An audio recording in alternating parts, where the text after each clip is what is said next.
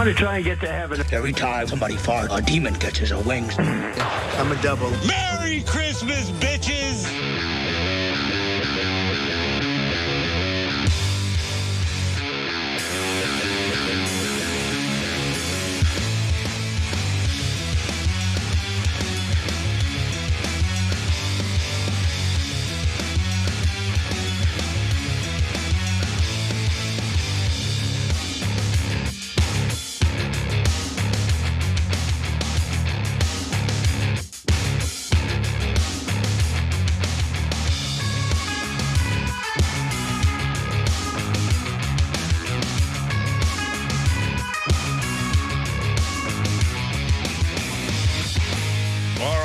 Young Turks, the online news show. Cenk Uygur, Jordan Uhl with you guys.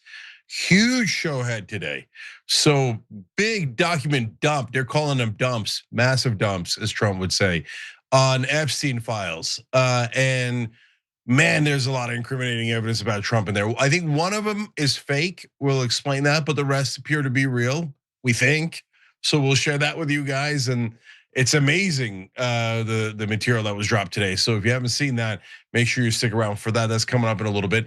And then, ladies and gentlemen, Megyn Kelly flips. That is another person now against Israel first. And so that is an awesome development. Happy to have Megyn on the correct team on this particular issue. And then later in the program, Bill Maher attacks me. Fun for everybody. I'll respond.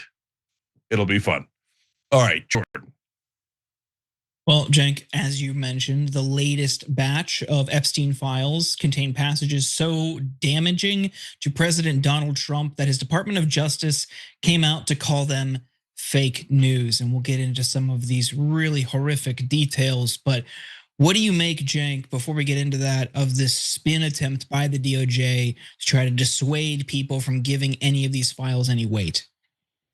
Yeah, there's one letter in there that I'm pretty much positive is fake. And so we'll share that with you guys too. And so I'm worried that that's going to discredit the rest. No, make a decision on each individual piece of evidence by itself. The other parts are very damning. So let's analyze it one by one and see what's real and what isn't. Sure. First, a warning to the viewer. Some of the material we're going to cover is very graphic and very disturbing. This morning, like we said, the DOJ released almost 30,000 new Epstein files. The department also issued a statement that read, some of these documents contain untrue and sensationalist claims made against President Trump that were submitted to the FBI right before the 2020 election. To be clear, the claims are unfounded and false. And if they had any shred of credibility, they certainly would have been weaponized against President Trump already. Nevertheless, out of our commitment to the law and transparency, the DOJ is releasing these documents with the legally required protections for Epstein's victims. Now let's dive into those untrue and sensationalist claims as they describe them. We'll start with a letter that Jeffrey Epstein allegedly wrote to Larry Nassar. And if you aren't familiar or don't remember Larry Nassar, he's the former team doctor of the US women's national gymnastics team. He was charged with sexually abusing over 250 young women and girls. Epstein seemingly wrote the letter when he was in jail in 2019. It reads, in part, as you know by now, I have taken the short route home. Good luck. We shared one thing, our love and caring for young ladies at the hope they'd reach their full potential. Our president shares our love of young, nubile girls.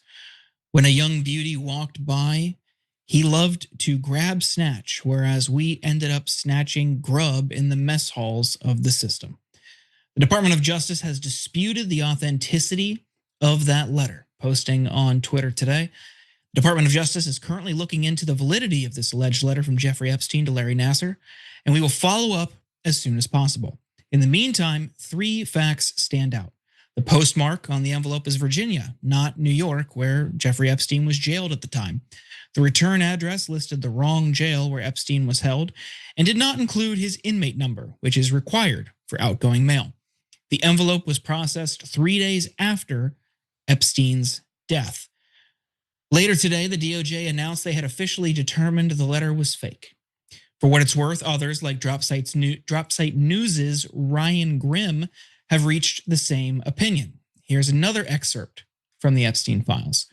It has to do with a tipster who shared a chilling story about Trump. The details came from an FBI document which is dated October 2020. It is difficult to decipher because it is heavily redacted, but from what we can gather, in 1999, the tipster was telling a woman about his experience meeting Donald Trump as a limo driver. In response to that story, the woman told the tipster that Trump raped her. Here are some excerpts from that FBI document. During Redacted's time as a driver, he had met Donald Trump. Redacted noted he picked up the president in 1995 and took him to the DFW airport. Redacted noted Trump continuously stated the name Jeffrey while on the phone and made references to abusing some girl. Now, this part is harder to parse because both the tipster and the woman's name are redacted.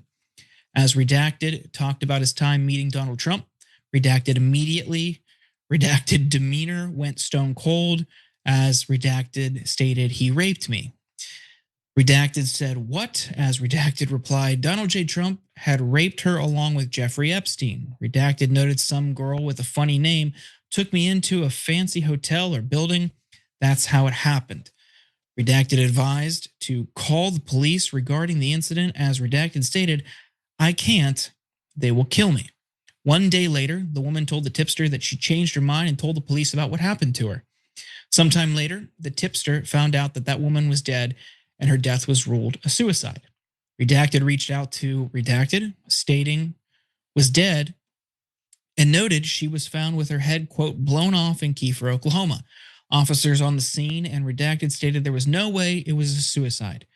Coroner stated it was a suicide. Redacted feels the murder is cover for Ghislaine. And we've got a lot more, but Cenk, I want to bring you in here. Both of these might seem fishy, especially the former, but what do you make of both of these? Yeah, no, I have very different opinions on those two things.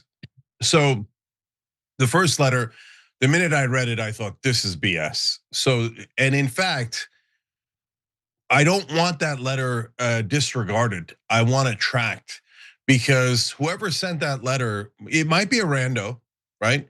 Or it might be someone who actually did the killing of Jeffrey Epstein. Why? Because there's a million things wrong with that letter. First of all, nothing's misspelled. Jeffrey Epstein couldn't spell if his life depended on it, okay?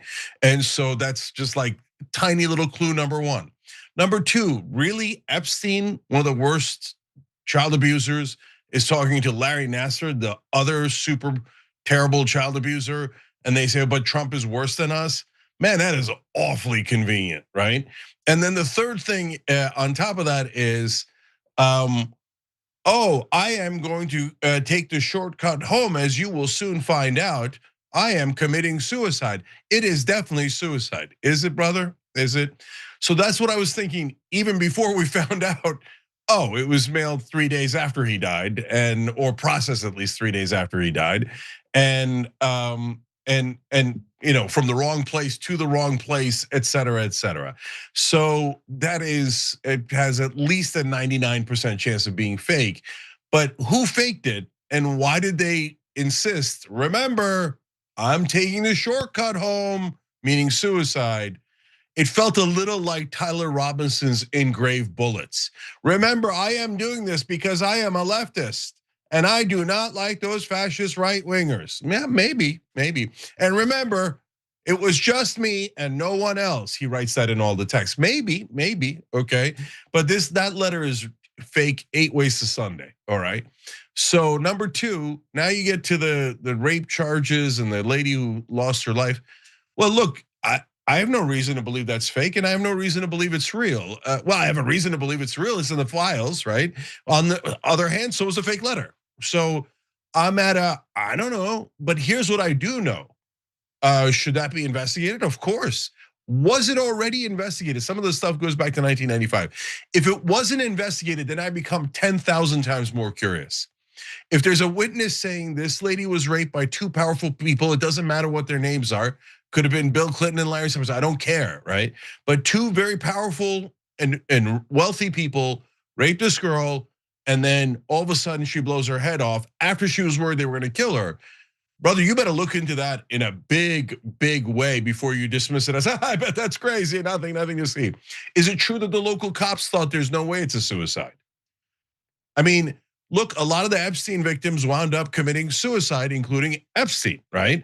Giuffre, they say Virginia Giuffre committed suicide. Yeah, I know, she said she was depressed, etc., but that's also usually a good cover story. So look, if it's not investigated thoroughly, then I turn around and go, that's super weird. Why wouldn't you investigate that no matter who was involved? So no, that one we have no reason to believe is fake. I certainly wouldn't just trust it on its face alone.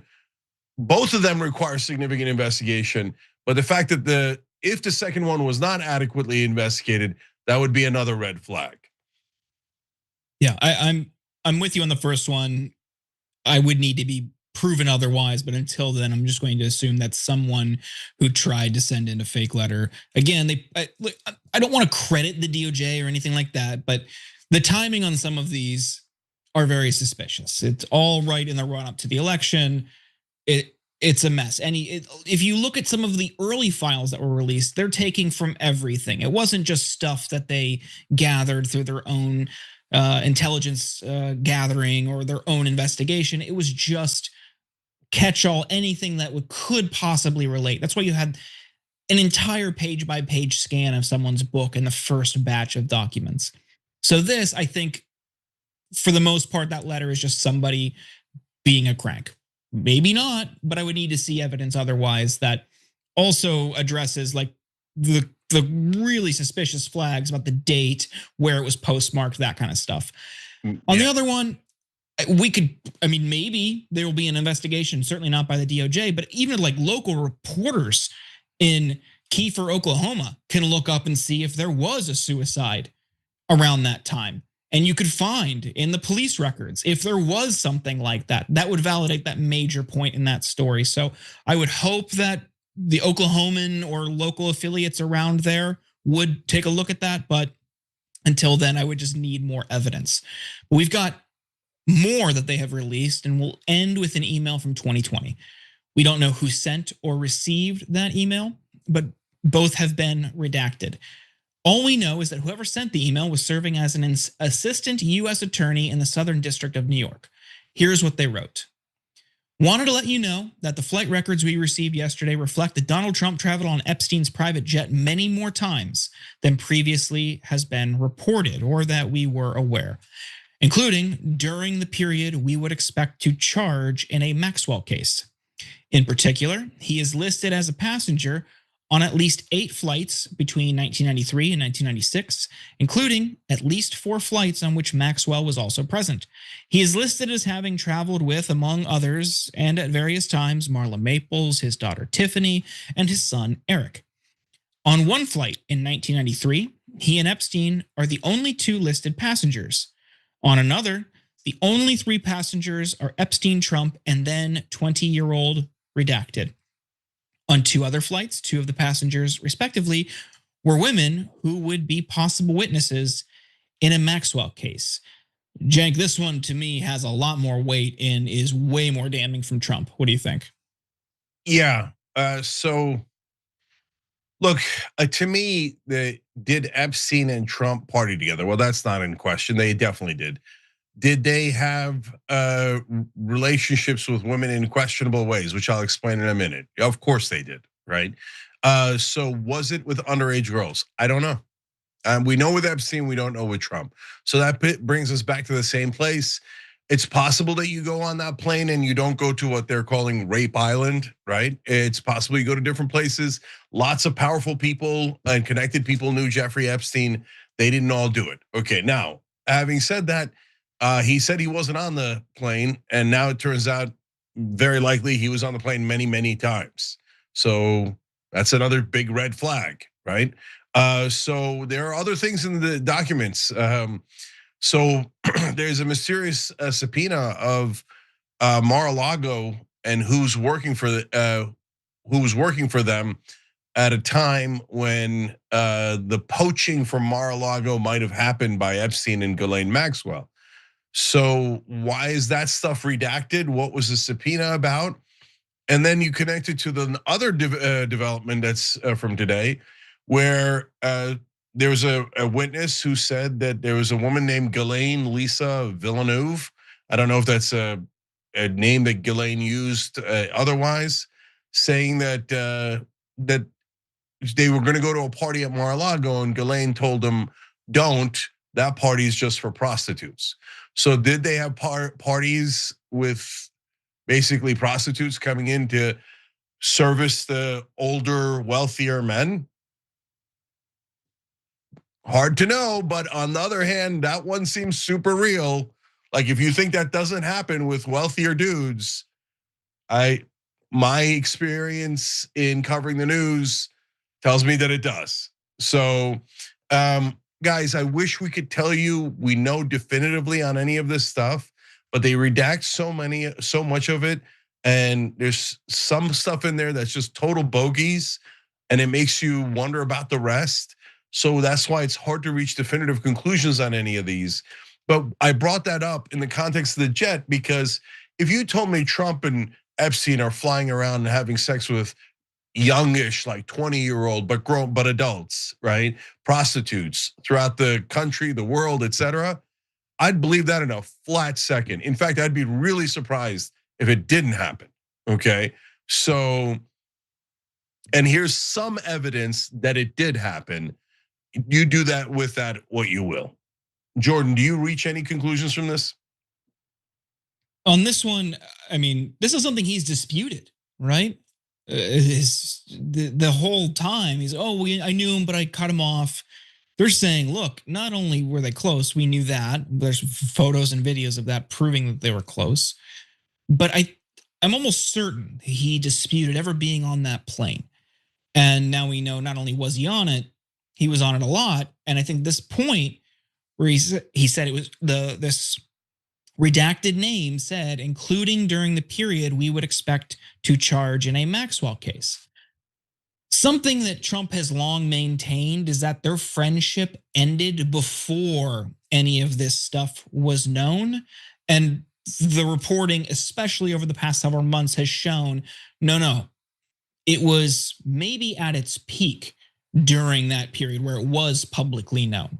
I mean, the letters, the acknowledgement, the association extended well beyond when Trump will admit that they were friends. And this adds another layer to that and another piece of supporting evidence that not only were they were close when everybody knew that this was going on. Yeah, last couple of things for me. Look, guys, if you think nothing untoward happened when Trump and Epstein were friends for decades, you're cray cray. Of course, bad things happen. The only question is how bad, right?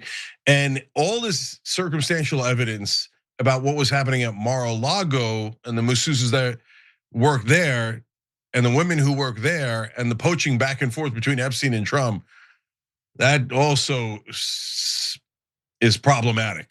How problematic? It's frustrating that it's nearly impossible to know right now, right?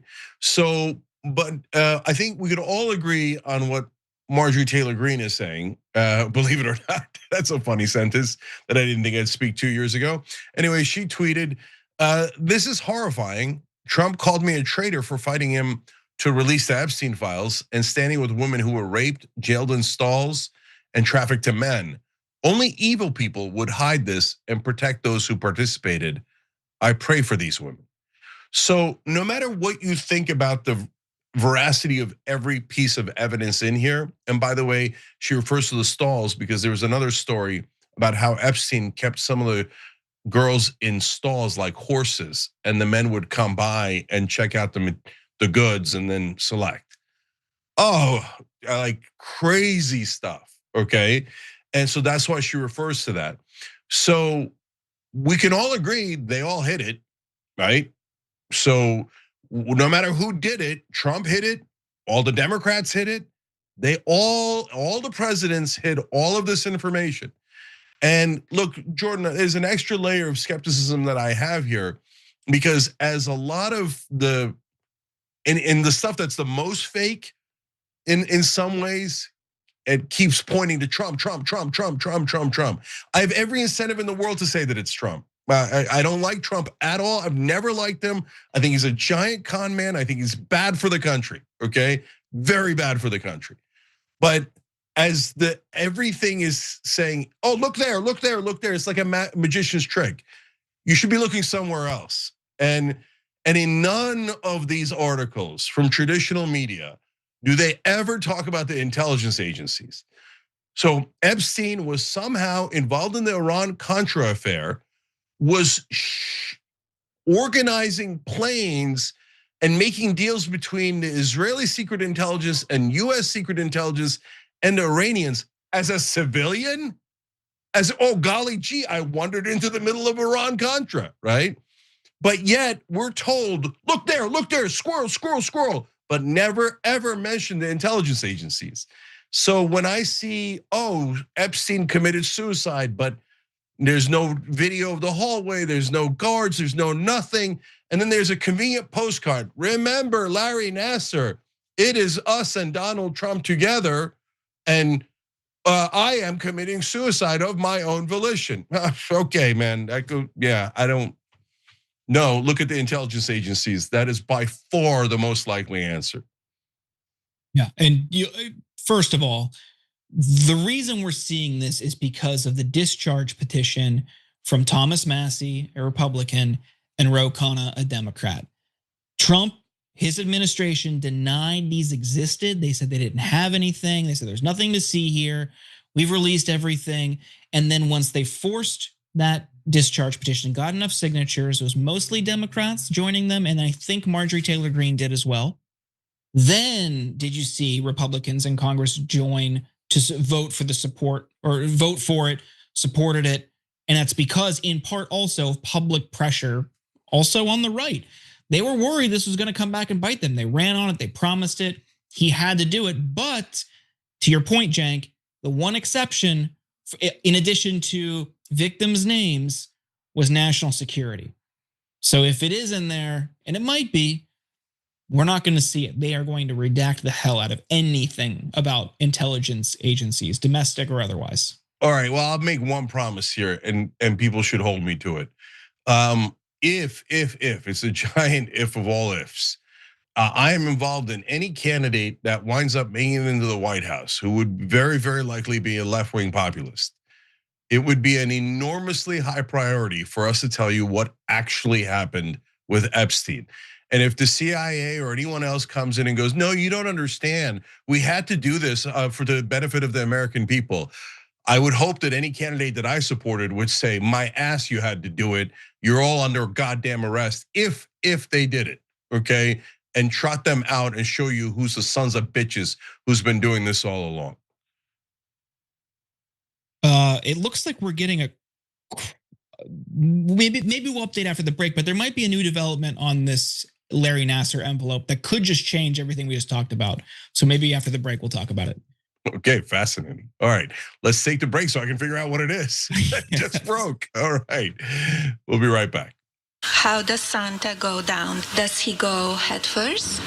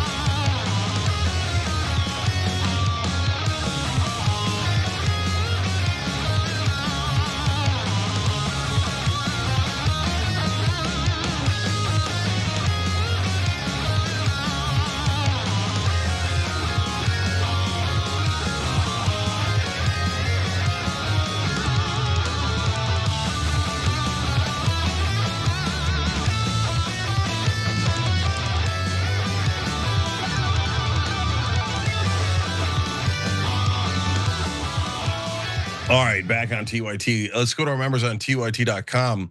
Hi all, happy last day of TYT before Christmas, Eclectic Mistletoe says.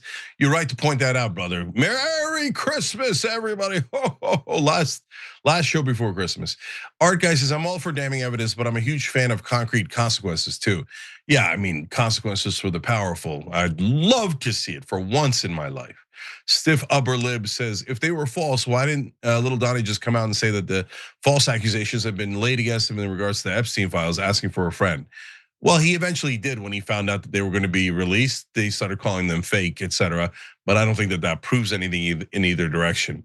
Ashura Azumi says, if Trump did nothing wrong, just hung around young girls, but that's all, yeah, that's ew. But if that's all he did while fighting so hard to keep everything so quiet and playing stupid games, I know he only cares about himself. So it's not going to do anything other than, and it's nothing to do anything with other rich and famous people. So look, bottom line is like, you're basically saying the same thing that MTG was saying, which is he did the cover up no matter what. So the cover up is damning enough, whether we know Trump actually broke the law with underage girls or not.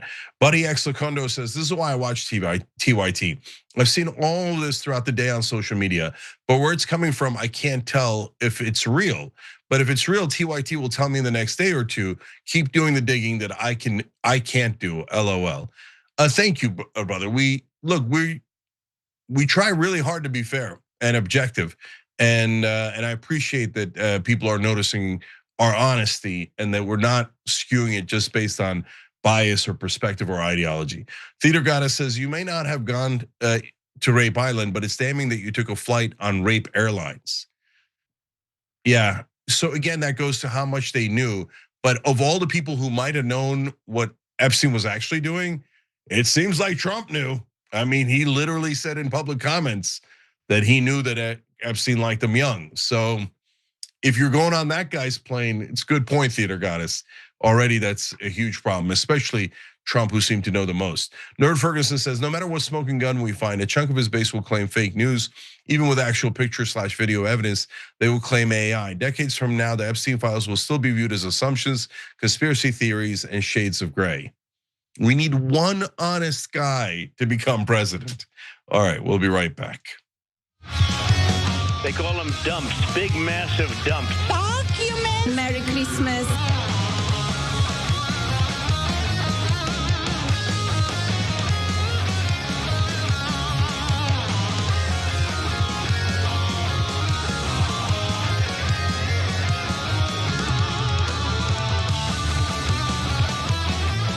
All right, back on TYT, Cenk and Jordan with you guys.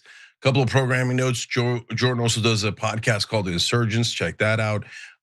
We also have Stephen Mai here with us. Sorry, it's hard to pronounce the handles, but thank you for joining, brother. We appreciate it. He hit the join button below the video on YouTube. You can do that, or tyt.com/join.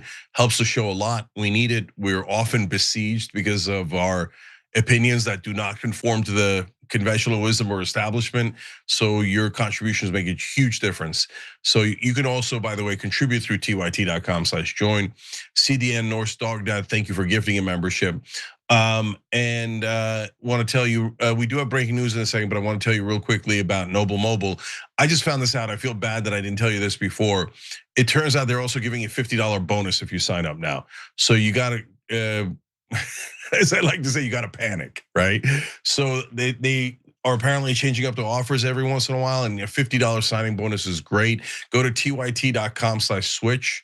Again, your phone doesn't change, your phone number, nothing changes but your bill. Max you could pay is $50. If you're paying more than $50, you're crazy to do it.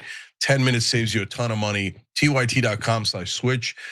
Plus, they give you money back for data if you don't use it. I got money back. A lot of you are getting money back. Plus, they're giving you the $50 bonus now. So tyt.com/switch. Okay, Jordan, what's next? Let's get into our next story, starting with this. Welcome to Mar-a-Lago for this exciting announcement of the new Golden Fleet. We're calling it the Golden Fleet that we're building for the United States Navy. As you know, we're desperately in need of ships. There's never been anything like these ships. These have been under design consideration for a long time. And it started with me in my first term, because I said, why aren't we doing battleships like we used to? Trump's narcissism was on full display yesterday as he announced plans for a new Golden Fleet for the U.S. Navy, including 2 brand new Trump-class battleships. Because this is totally what our, quote, pro-peace president should be focusing on right now. Isn't that right, Cenk?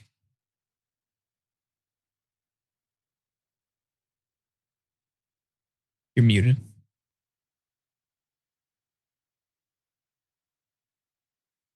Sorry, guys. There are 2 sides. There are 2 parts of this story. One is Trump keeps basically hinting that he's fabulous. Fascinating. We'll come back to that.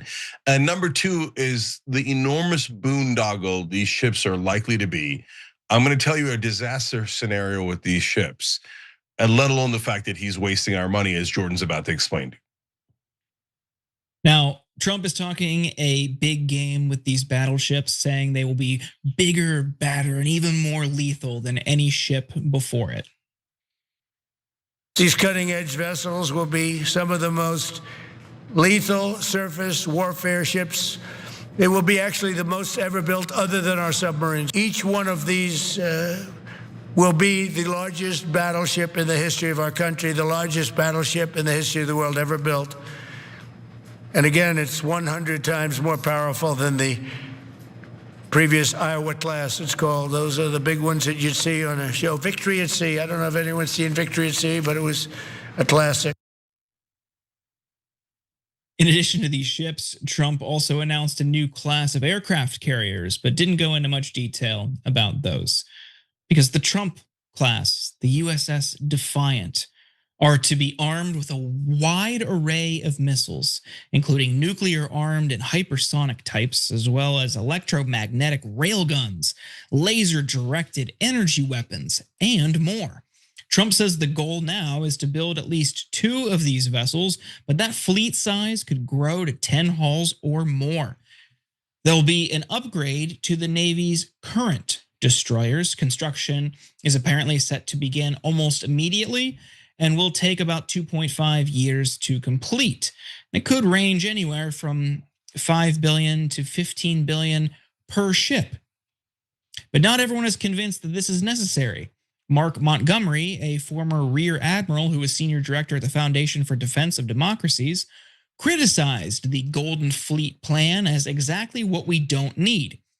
We do not need ships that are not optimized to provide lethality against the Chinese threat, Montgomery said, adding that the new frigate has 0 tactical use because it won't be equipped with a vertical launch system or the Aegis ballistic defense system. According to the warzone.com, the Navy has been stressing a need for more surface warships overall, not super capable ones built in small quantities. That is not what these are focused on. They are focused on the president's visual that a battleship is a cool looking ship. And that's what this boils down to. The Navy is tasked with leading the design of the new battleships, which are expected to be ready early next decade, according to the Defense Department. Trump said he will also play a role because I am a very aesthetic person. And here's the concept rendering they came up with. And yes, that's Donald Trump's attempted assassination photo right at the front.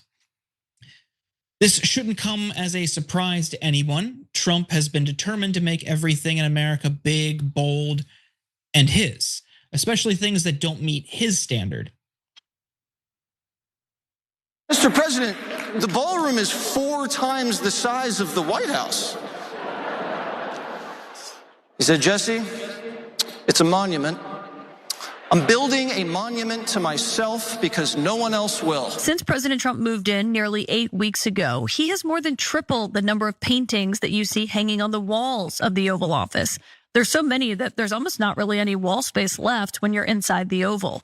But the president hasn't stopped there. Also in keeping with a style that he has adhered to for decades, there's a lot more gold inside the Oval Office. If you look above the mantle, there are several golden figurines lined across it. And often when the president is greeting a world leader sitting in those two chairs before the fireplace, you can see the golden medallions that are now in front of it. And if you look over to the tables, the side tables, you can see golden figurines of eagles placed there.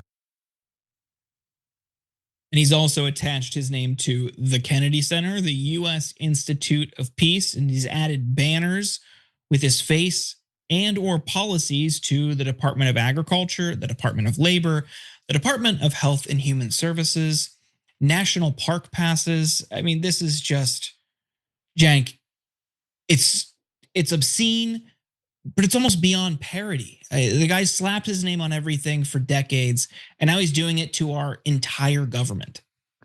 Yeah, well, let's start out fun and go more serious as we go along, right? So this brother is obsessed with design. He's like, you remember in his first term, he talked about, I'm the one that picked the colors for Air Force One. Look at all my gold trimmings, everyone.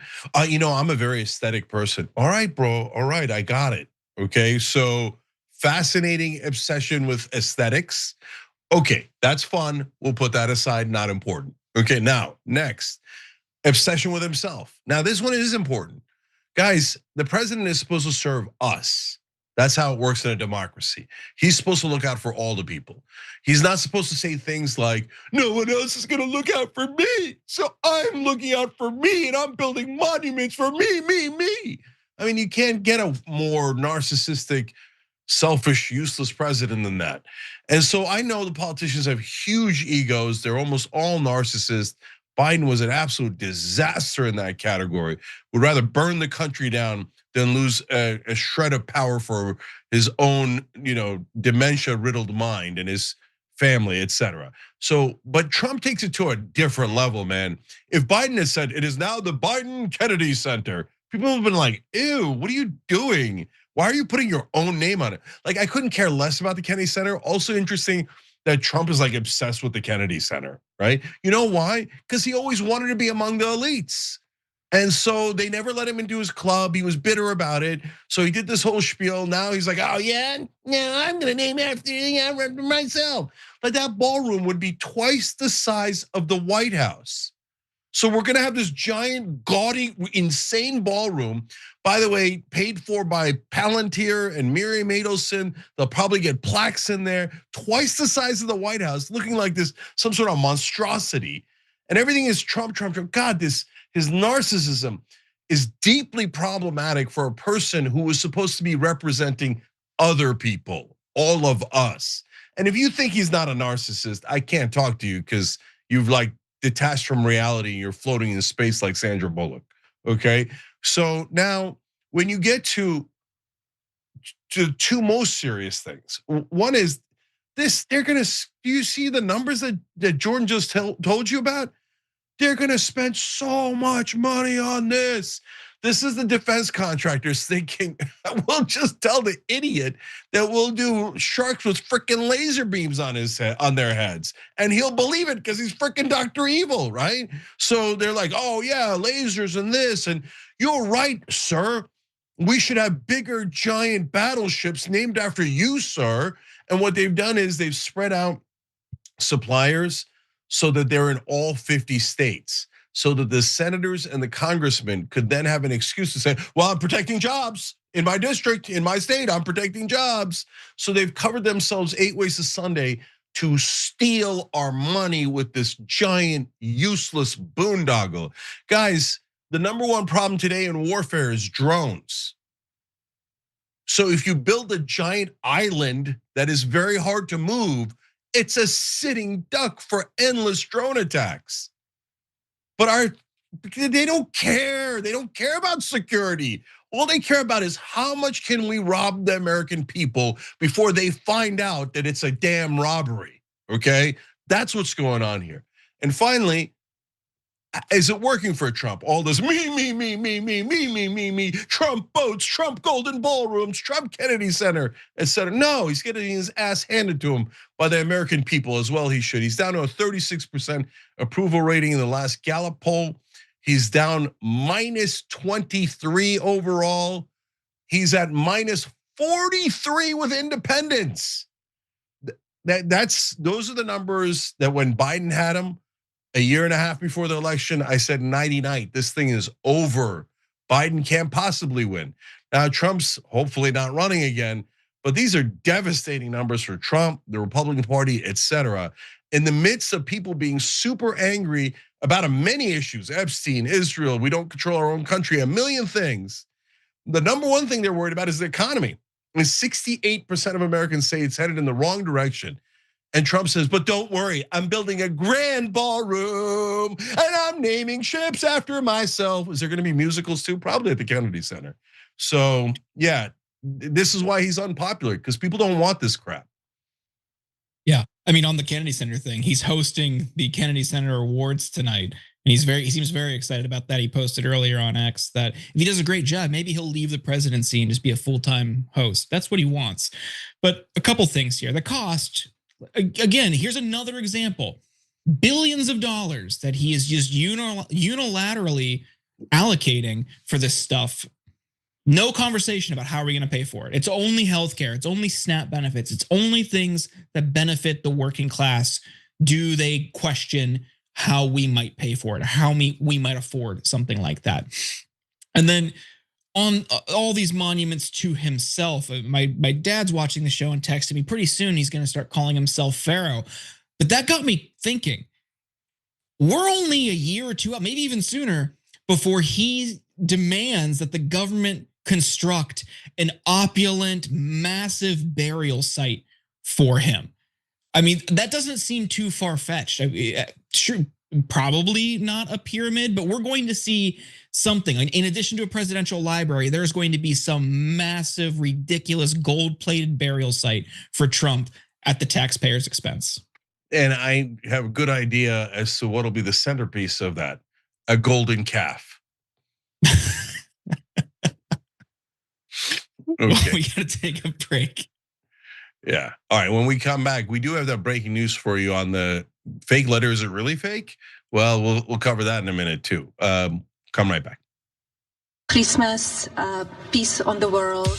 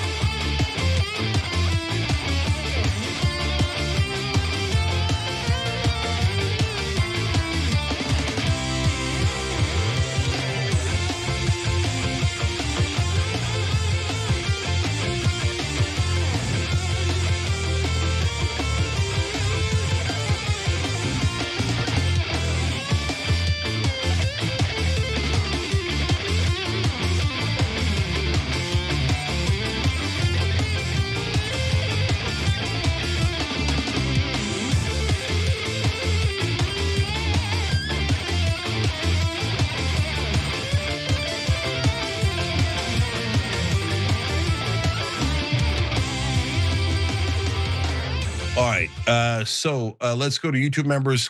Carol Gosh writes in, F Bill Maher and the horse he rode in on. The snarky horse he rode in on, probably. Yeah, we'll be doing that later.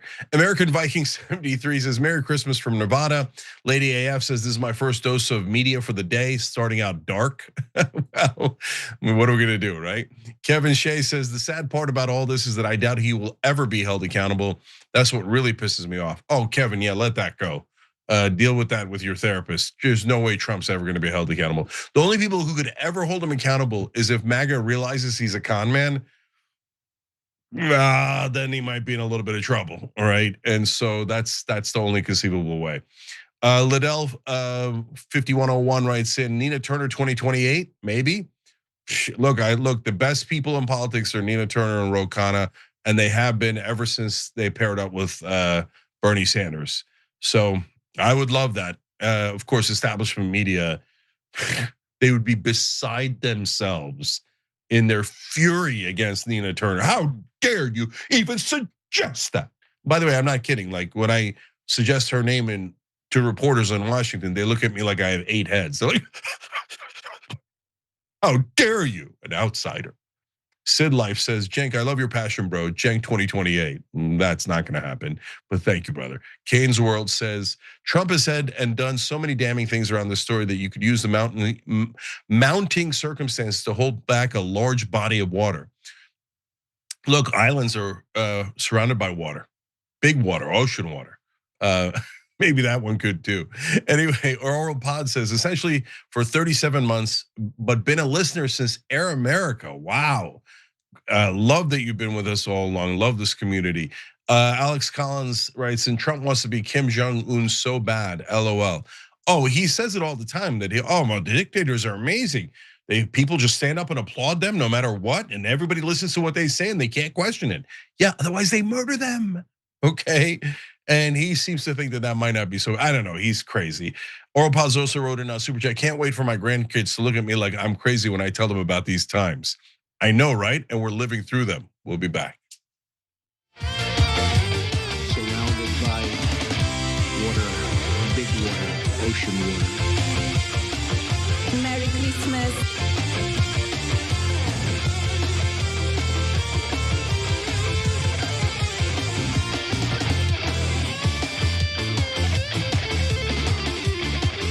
Okay, that Merry Christmas by Melania is getting me through the holidays. Okay, so Cenk and Jordan with you guys here on the Young Turks. So we looked into the reports that the fake letter might not be fake, and we're worried that the source might be fake. So we're not gonna bother reporting things that we're not sure about. So if it becomes more real, we'll let you know about it later, but so far it's too sus to really air out. All right. Jordan, what's next? Take a look at this. So no, Tucker Carlson, it is not an excuse to go silent on Candace's targeting of TPUSA or to mirror her bullshit lines of questioning because you love Candace personally.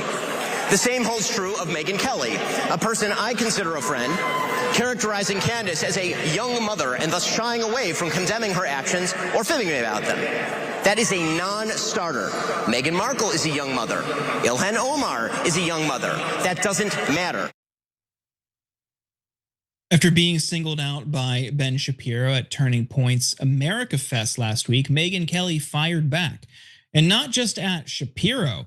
Bari Weiss also was collateral damage, and we'll get into more. But Cenk, this civil war on the right just keeps growing with new factions and new people joining the fray. What do you make of it? It's beautiful. It's the great awakening. Our right-wing brothers and sisters are finally beginning to see what we've seen for a long time. Israel is not your friend. And I think that this one is very critical because the Megyn Kelly flipping on Israel first is a very important domino. The dam is broken. Let's talk about what happened here and then the consequences of the dam breaking on Israel. So Kelly talked to Vanity Fair about the ongoing civil war on the right, the on-stage spats at America Fest, and the future of the MAGA movement. On that attack from Ben Shapiro, Kelly responded in her own appearance at TPUSA AmFest.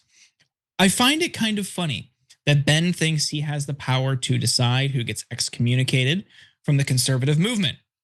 It reminded me when the girl who was the head of our middle school chorus told me she was going to take all of my friends away from me. She compared the demand that she condemn Owens to progressive purity tests, saying, I never posted the black square and I never raised my fist at a restaurant. And I'm certainly not going to condemn the people Ben Shapiro demands. I condemn in order to be in his imaginary club. Denounce, condemn, disassociate, blank you. She continued taking shots at Shapiro for being Israel first. She understands that Shapiro would consider such a charge anti-Semitic. And I'm sorry, but his behavior has proven that charge to be correct. Why would you divide the American conservative movement, which was gelling, which was becoming much more cohesive for a moment after Charlie died, over Israel? Shortly after his speech, newly minted CBS editor-in-chief Bari Weiss posted about Ben's comments on X and celebrated them. Kelly took notice. On X, she criticized Weiss for knowing nothing about television. And to Vanity Fair, she added, "It's this very loud group of pro-Israel activists that is trying to make this the litmus test about whether you get to call yourself a conservative, and they lack standing to do that." Bari, in particular, has made her career on the anti-cancel culture thing. Meanwhile, she's never been canceled. And she's basically supporting Ben's attempt to cancel me from the conservative movement, of which she's not a part. What Charlie and I saw at the same time was that the country is turning, Kelly said, and young Republicans are turning on Israel. She argued that figures like Shapiro and Weiss are actually fueling the rise of anti-Semitism through their attempts to censor criticism of Israel. They are making anti-Semites, she said. Tucker is not making anti-Semites, they are. Cenk, what do you make of her comments here? I only agree about 100%. There's no one that's creating more anti-Semitism than Benjamin Netanyahu and Ben Gvir or Smotrich. And then that's internationally. By the way, the ADL puts out a comical statement about, you are not allowed to blame Jews for the rise of anti-Semitism. So even if there's a Jewish leader who's committing a genocide and killed 20,000 children, if you say that that's what's causing people to hate Israel or Jewish people, then you're trope. You did one of the 258 tropes we have. No, yeah, ADL is now a pro-bigotry movement trying to blame Muslims for everything so that Israel can continue to attack their neighbors and ADL can justify it. So it's turned into the opposite of what it claimed to do. And of course, as it turns out, with a lot of the things that were pro-Israel, it was never again bigotry for us, bigotry for you 24/7, right? So anyways, did Netanyahu cause anti-Semitism to go through the roof in the world? Of course he did. You'd have to be an idiot not to see that. You'd have to be the blindest, most ignorant person in the entire planet not to see that, okay? So now here at home, when you have Mark Levin and Ben Shapiro and Bari Weiss going, if any of you criticize Israel, denounce, cancel. All right, well, how are people not gonna hate you? It's like, look, and then when you get personally attacked, if you've never felt it, you don't know what it feels like, right? And apparently Megyn Kelly had never felt it, which is kind of amazing to me. But so she begins to get this bullying, probably about 2% of what we've gotten through these last 2 years. And she's like, whoa, what is this? Who are these thugs telling me, you can't say that word, you can't say that, shut up, you can't talk to that person, you can't do anything, shut up, better support Israel, right? Well, she's saying, like a lot of right-wingers' natural reaction is, who made you the boss of me? Just tell me who the name of the person is who made you the boss of me. And then they'll say, Trump. You can't say we're the boss of you, but we're the boss of you, shut up, and don't ever talk to him, don't ever talk to her, denounce him. And stop giving me orders, brother. You're not Ben Shapiro is not the boss of any of us. If he gives you an order, you should laugh your ass off at him. And so no, Shapiro is now a laughing stock in right-wing circles and in all circles. And Megyn Kelly's 100% right. He could take his midget horse and ride off into the sunset because nobody's interested in his pro-Israel BS anymore. So that's my views on it. What do you think? Oh, I think the fracturing on the right is interesting. But you can't deny, I think our conversations on this topic have gotten heated in the past, but one thing I'll say, there is a split now. And I think it reflects how undeniable the horrors in Gaza are. I've talked to multiple conservatives that I know who have changed their minds on Israel. I think that's a good thing. What I'm worried about is how sometimes the conversations about that split can get distorted and also ignore the long-term risks of people weaponizing that or trying to turn that split into something else. Of course, I think we both agree Nick Fuentes is anti-Semitic.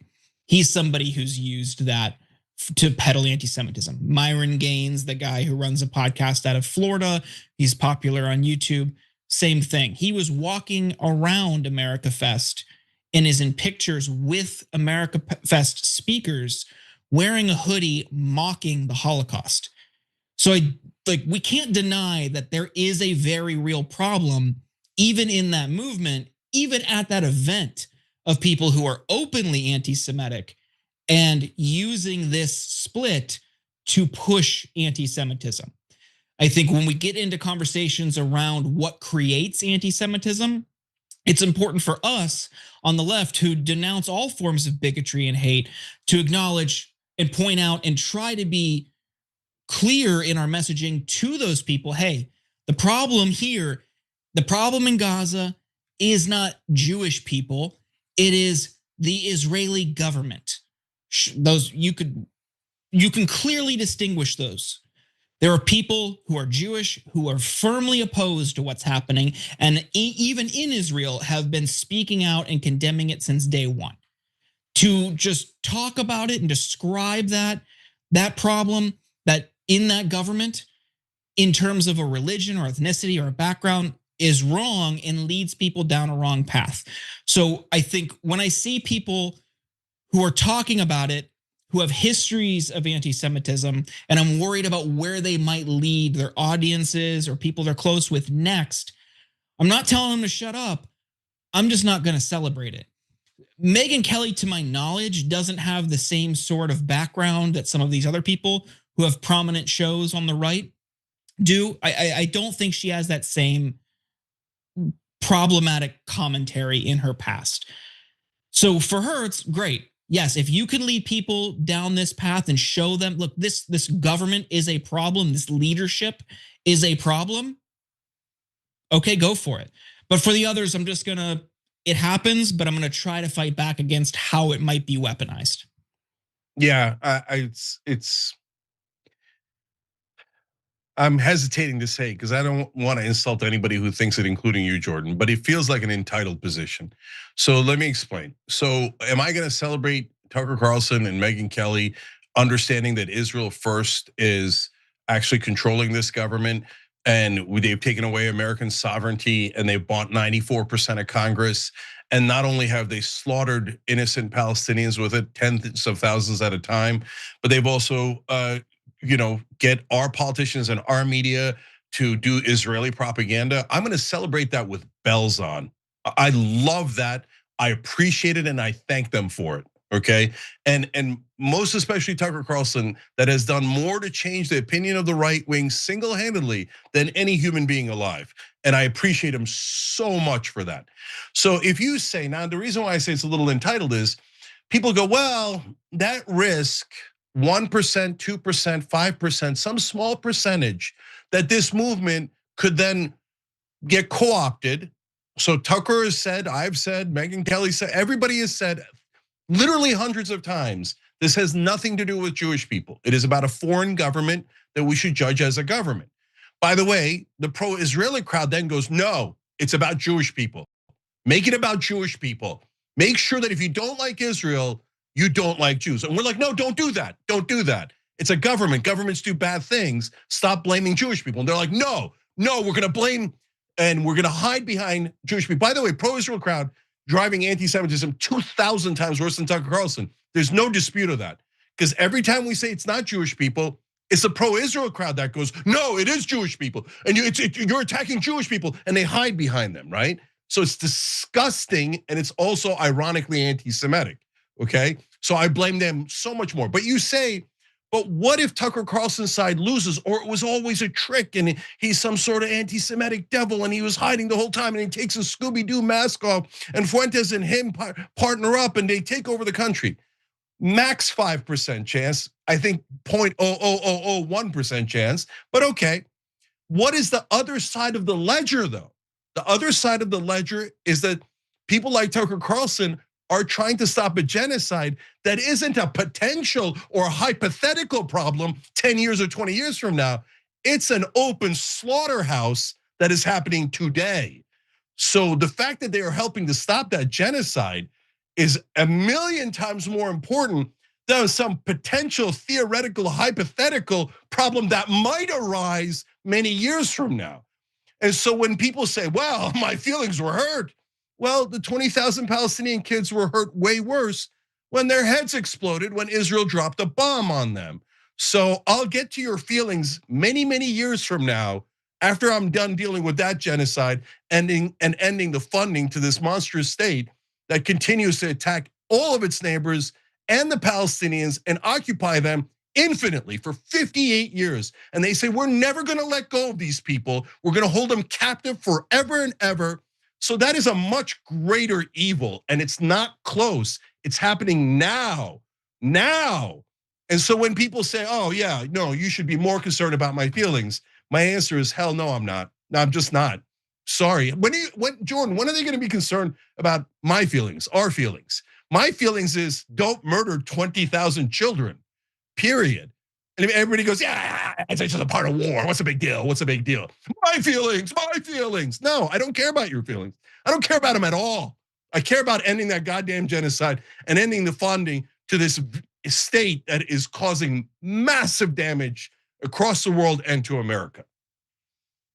So I think we're capable of chewing gum and walking, right? And this, I also don't want to downplay, mass shootings that have been inspired by anti-Semitic rhetoric or white nationalist rhetoric. I mean, this isn't a new problem. I mean, anti-Semitism has been a problem for years. I think it is separately being weaponized by interest groups, PACs, C4s in the States to deflect from what's happening in Israel or in Gaza.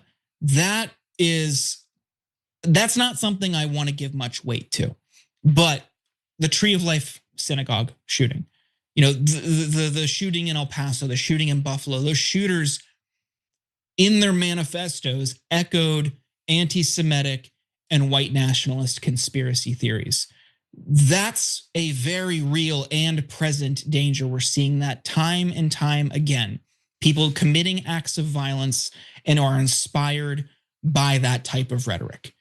That's a problem. We can condemn that, and we can also condemn what's happening in Gaza. I think what we should do as people on the left is, with clarity, with a moral authority, speak to both. I don't think they're mutually exclusive or have to happen in a subsequent order. I think they can happen consecutively. No, I don't think they can.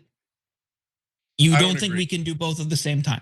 Look, condemning the shootings is the easiest thing in the world. Of course we condemn the shootings. Those are poor, innocent people that didn't do anything wrong. We always condemn any violence. That's the easiest thing in the world. But it's condemning the. I know you're. But no. But let me clarify. It's the rhetoric that inspires it. It's the people who. No. I don't accept that. No, I don't accept it. So if you say Tucker Carlson caused those shootings, yeah, I think you're insane. No, he didn't cause that. And so, and in fact, that's only used to shut down his speech so that you don't find out that Israel's not around. He's talking just fine. No one's shut him down. He got fired from Fox because of a personal issue between him and Rupert Murdoch.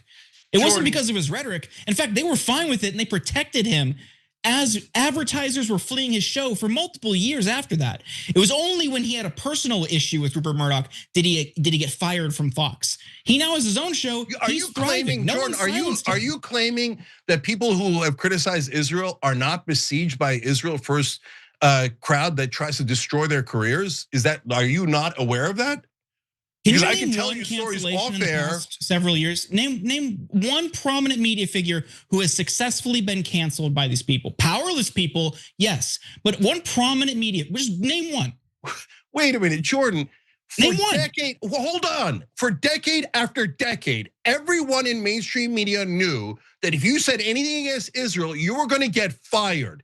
Has that happened in the past? Definitely. Can you ask me to recall a particular reporter or whatever? Almost no one has had the temerity to do it because everyone knows you're going to get fired. And I can name you one, Rick Sanchez. Rick Sanchez talked about money in politics on CNN, and then he made some comment he shouldn't have made about Jon Stewart or something, but they're like, that's it, get him out, get him out. Oh, he might notice that, oh, look, the money in politics is leading to all of our politicians being corrupt and serving Israel. Anytime anyone has said something like 1% offend anyone who's pro-Israel, denounce, fire, cancel. Jordan, you don't know. I'll tell you off air, the 800 ways the pro-Israel crowd has attacked this business, this company, this network, me personally, Anna personally. If you're pretending that that doesn't exist, a network of thugs in this country who value Israel above America, you're nuts. We all experience it. If you fight hard enough, you experience it.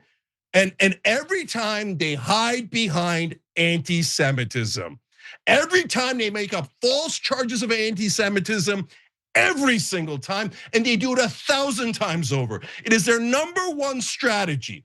And in fact, they want to drive up hatred towards Jewish people so they could use it as victimology so that they can get Israel another $100 billion from us. No, I'm not denouncing anyone speaking out accurately against Israel. I welcome them. Now, for guys like Fuentes and Myron Gaines, et cetera, that are saying awful things about Jewish people, I do not agree, and I will never agree. But I'm not going to go around ritualistically denouncing the very people who are helping us the most. That is a really, I'll try to be as polite as I can be, ineffective, counterproductive strategy built by pro-Israel crowd to actually destroy any unity between the right and the left. So they say, oh, if you're on the left, you better denounce all these people. All the best critics of Israel, denounce them. No, no, no. Hard no, hell no, F no, not ever. So, and last thing, Jordan, there's only one fact pattern in which I would consider denouncing anyone on the right who has criticized Israel accurately. If the pro-Israel crowd, the Israel First crowd, the Ben Shapiro's, Mark Levin's, Laura Loomer's, whoever, and by the way, literally every anchor on cable news, if any of them actually come out and show real concern about Palestinian deaths, they're like, what if something happens to, the people I care about, right? Well, something is happening to the people you don't care about. 70,000 of them at a minimum are dead. 20,000 of their innocent children are dead. And I've never seen them give one damn about it. So now I'm supposed to care about their feelings when they say, who cares about your stupid feelings and your stupid children, and Israel had to massacre them. And if you criticize Israel, we'll destroy you. Israel had to massacre them. You want me to care about those sick sons of bitches? No, I don't, and I'll never listen to them. I hope that's clear. I think it was a total mischaracterization of what I was talking about. Of course, the Israel lobby will try to get people fired. I'm saying they aren't typically successful with prominent people. The Rick Sanchez example is 15 years old, and he made a comment about how the people who run CNN are a lot like Jon Stewart. People were debating whether or not he meant Jewish or liberal elites. If you want to, sure, we could give him a generous read. Maybe it was misinterpreted. But Tucker Carlson has by no means been canceled, which was my point. And as for prominent anchors, Ayman Mohyeldin on MSNBC has routinely done great pro-Palestinian coverage on MSNBC for the past couple years. He's on frequently. He has a weekly or weekend show. He's on in prime time throughout the week sporadically. Oh my God, Jordan, come on, man. They also got rid of Mehdi Hassan, didn't they? Did they have the Muslim anchors cover the genocide? No. How is that connected? But okay, yes, they did. That's not good. Ayman is still on the network. Are you saying he isn't a good person to talk about this? No, that's a trick.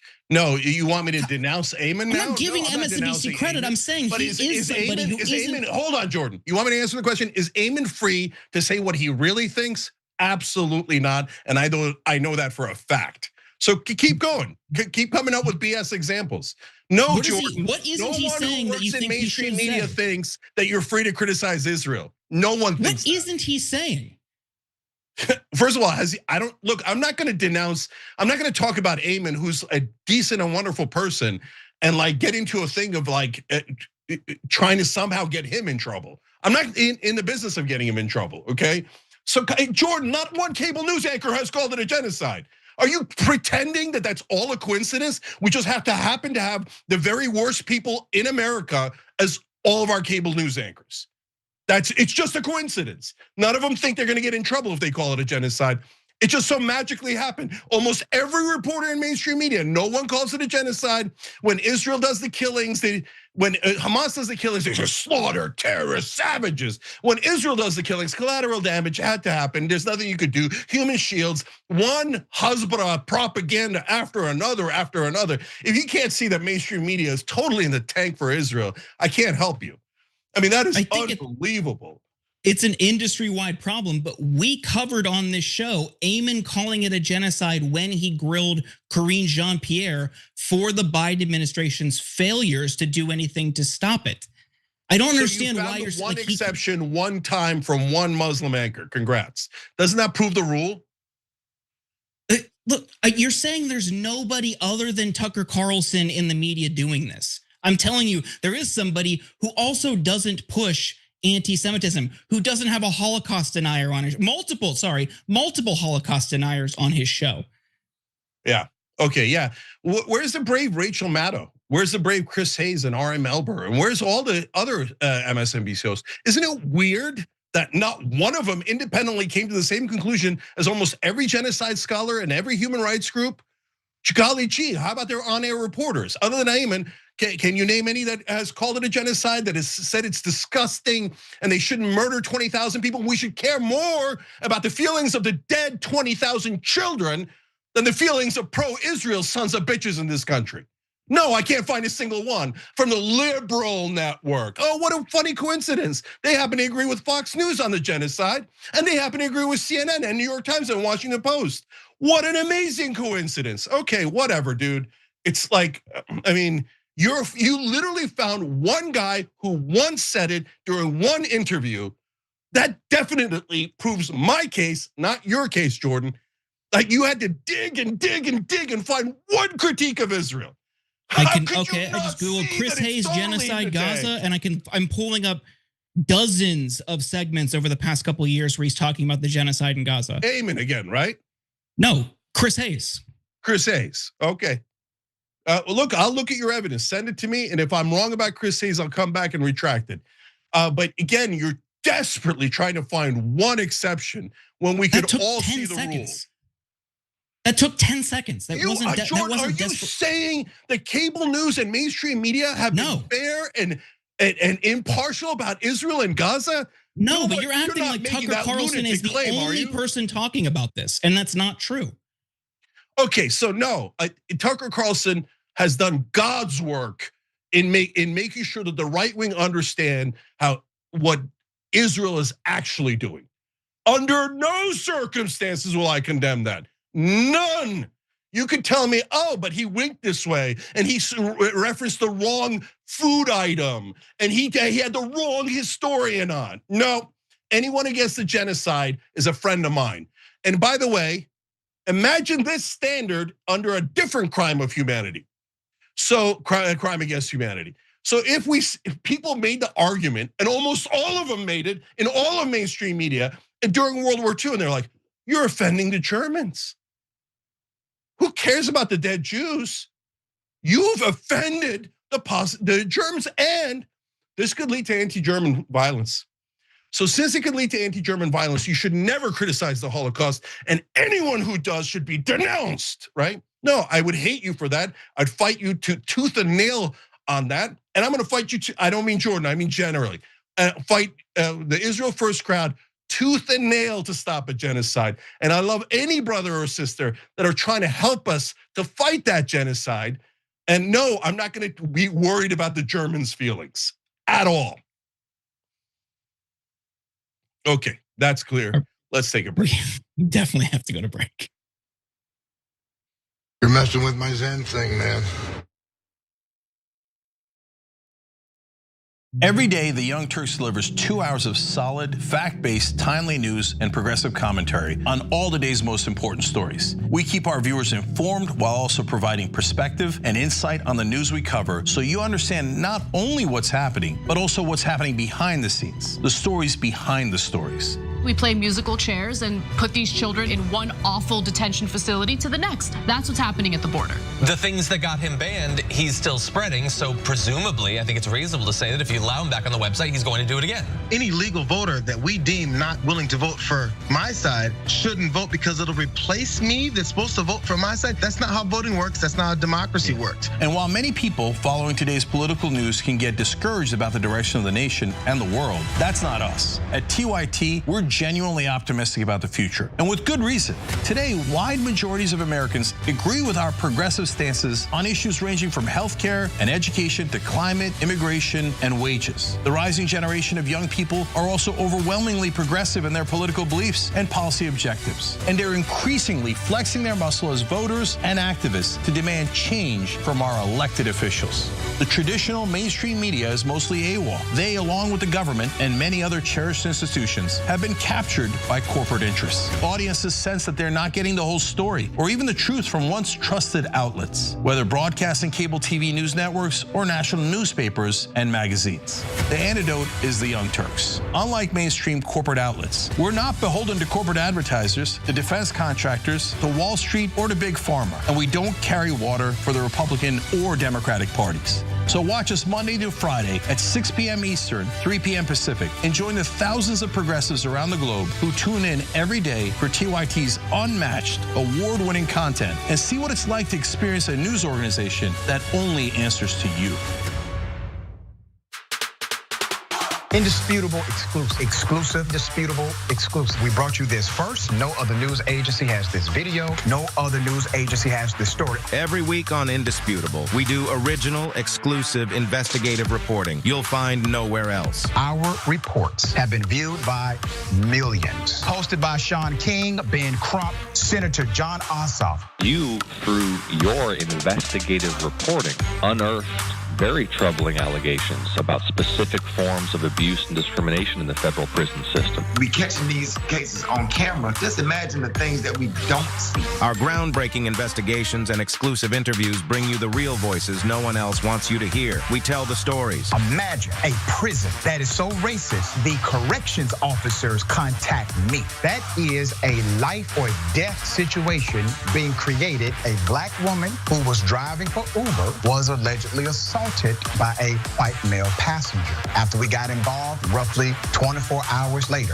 the police all of a sudden opened up an investigation. What was going through your mind when bullets were simply flying inside of your vehicle? Honestly, I thought I was going to die. Did these officers ever say that you fit the description of somebody they were looking for? Did they say that? Never. Okay, that means they lied. And we want you to be part of our truth-telling movement. Send pictures and video of stories no one else is telling and a 1 or 2 paragraph summary of the story to Indisputable's exclusive tip line at indvideos@tyt.com. If you have more information about what's happening at this particular facility, please let me know. Together, we're challenging the system, and together, we're making a difference. I have the entire background to this story, and it is going to make your blood boil. Indisputable with Dr. Rashad Ritchie, unveiling the truth, empowering the people. Weekdays at 2:30 p.m. Eastern, 11:30 a.m. Pacific. No more lunatics, haters, and punk trash. Merry Christmas.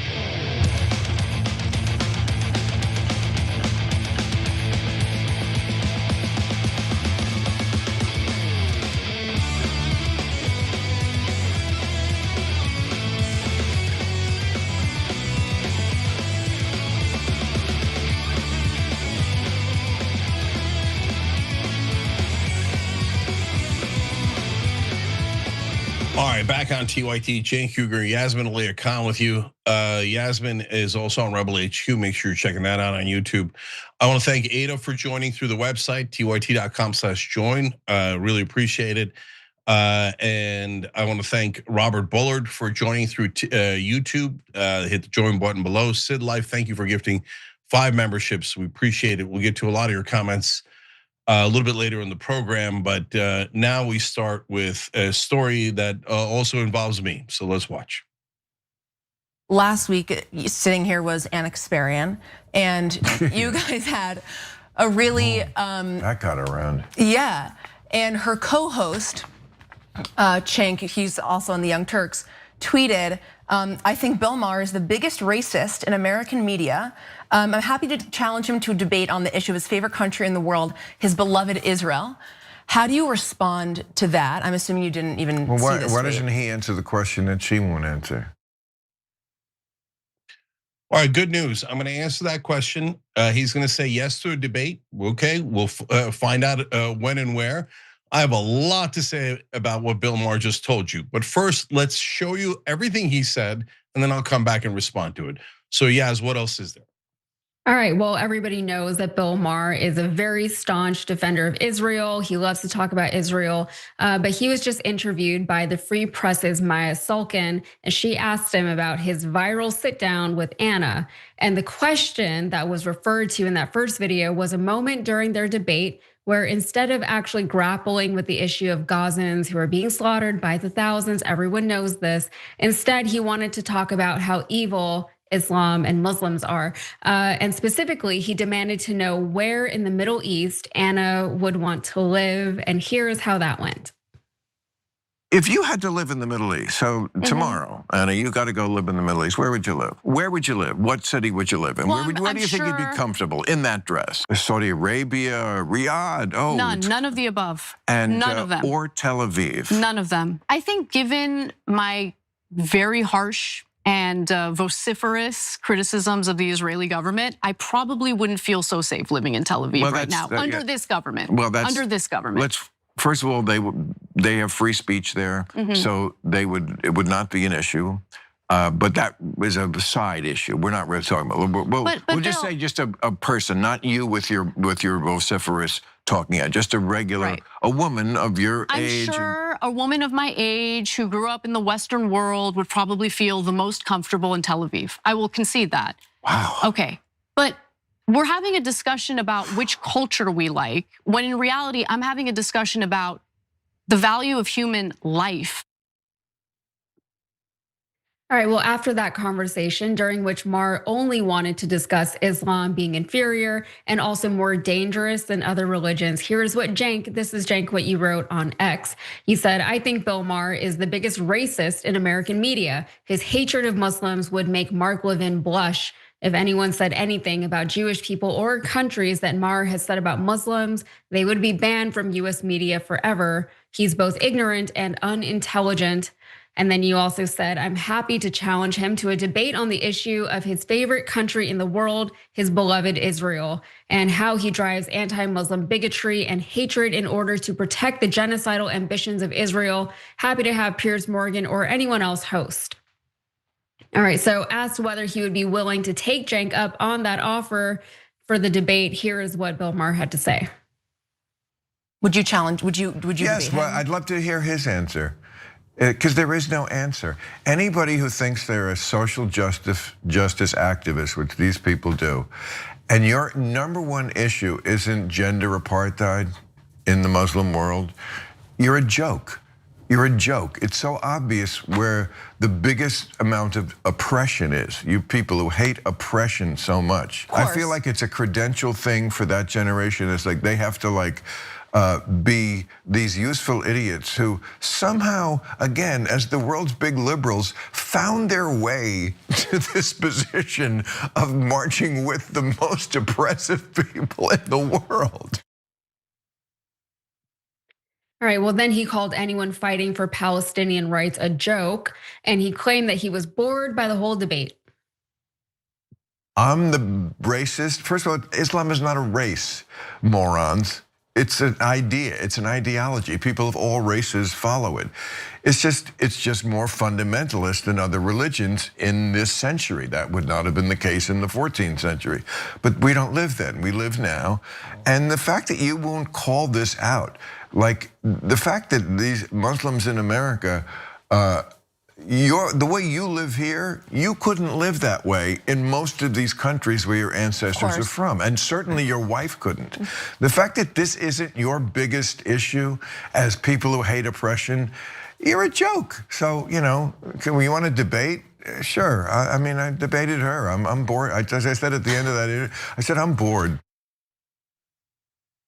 All right. Well, first of all, I think Anna was right to redirect his question because the issue is about genocide that is being done by Israel to the Muslim world. And it has nothing really to do about whatever he's trying to make this about, oppression and things like that. And Western women living in Eastern countries for some reason, Muslim or not, why would anyone from the Western world go live in the Eastern world and assume that there's some kind of assimilation there? I don't know. Cenk, I want to get your thoughts on this. What do you think? Yeah. So I'm super happy to answer his question. First of all, Istanbul. You could go and live in Istanbul and be perfectly fine in any outfit you like. You could live in southern Turkey or any parts of Turkey and wear any outfit you like. In fact, a lot of Israelis go to southern Turkey to vacation. A lot of Russians do, etc. But in Bill Maher's mind, like some Muslim extremists, a small percentage of the religion is everything. Why? Because he wants to smear Muslims. Hey, you ignorant ass. Have you ever been to a Muslim country? Have you ever been to Istanbul? Have you ever been to any of these countries that you talk about? Do you know any Muslim people who aren't paid shills of Israel? And you know, if you did, if you talk to them, what you would find out is that they're normal human beings. The grandmothers love the grandkids. They play soccer, they watch TV, they're just like you, except they're not pro-genocide like you are. So here's another answer to your stupid question. So Berlin might have been an amazing place to live in 1941. Oh my God, the Germans have all the top technology in the world and they have amazing nightclubs.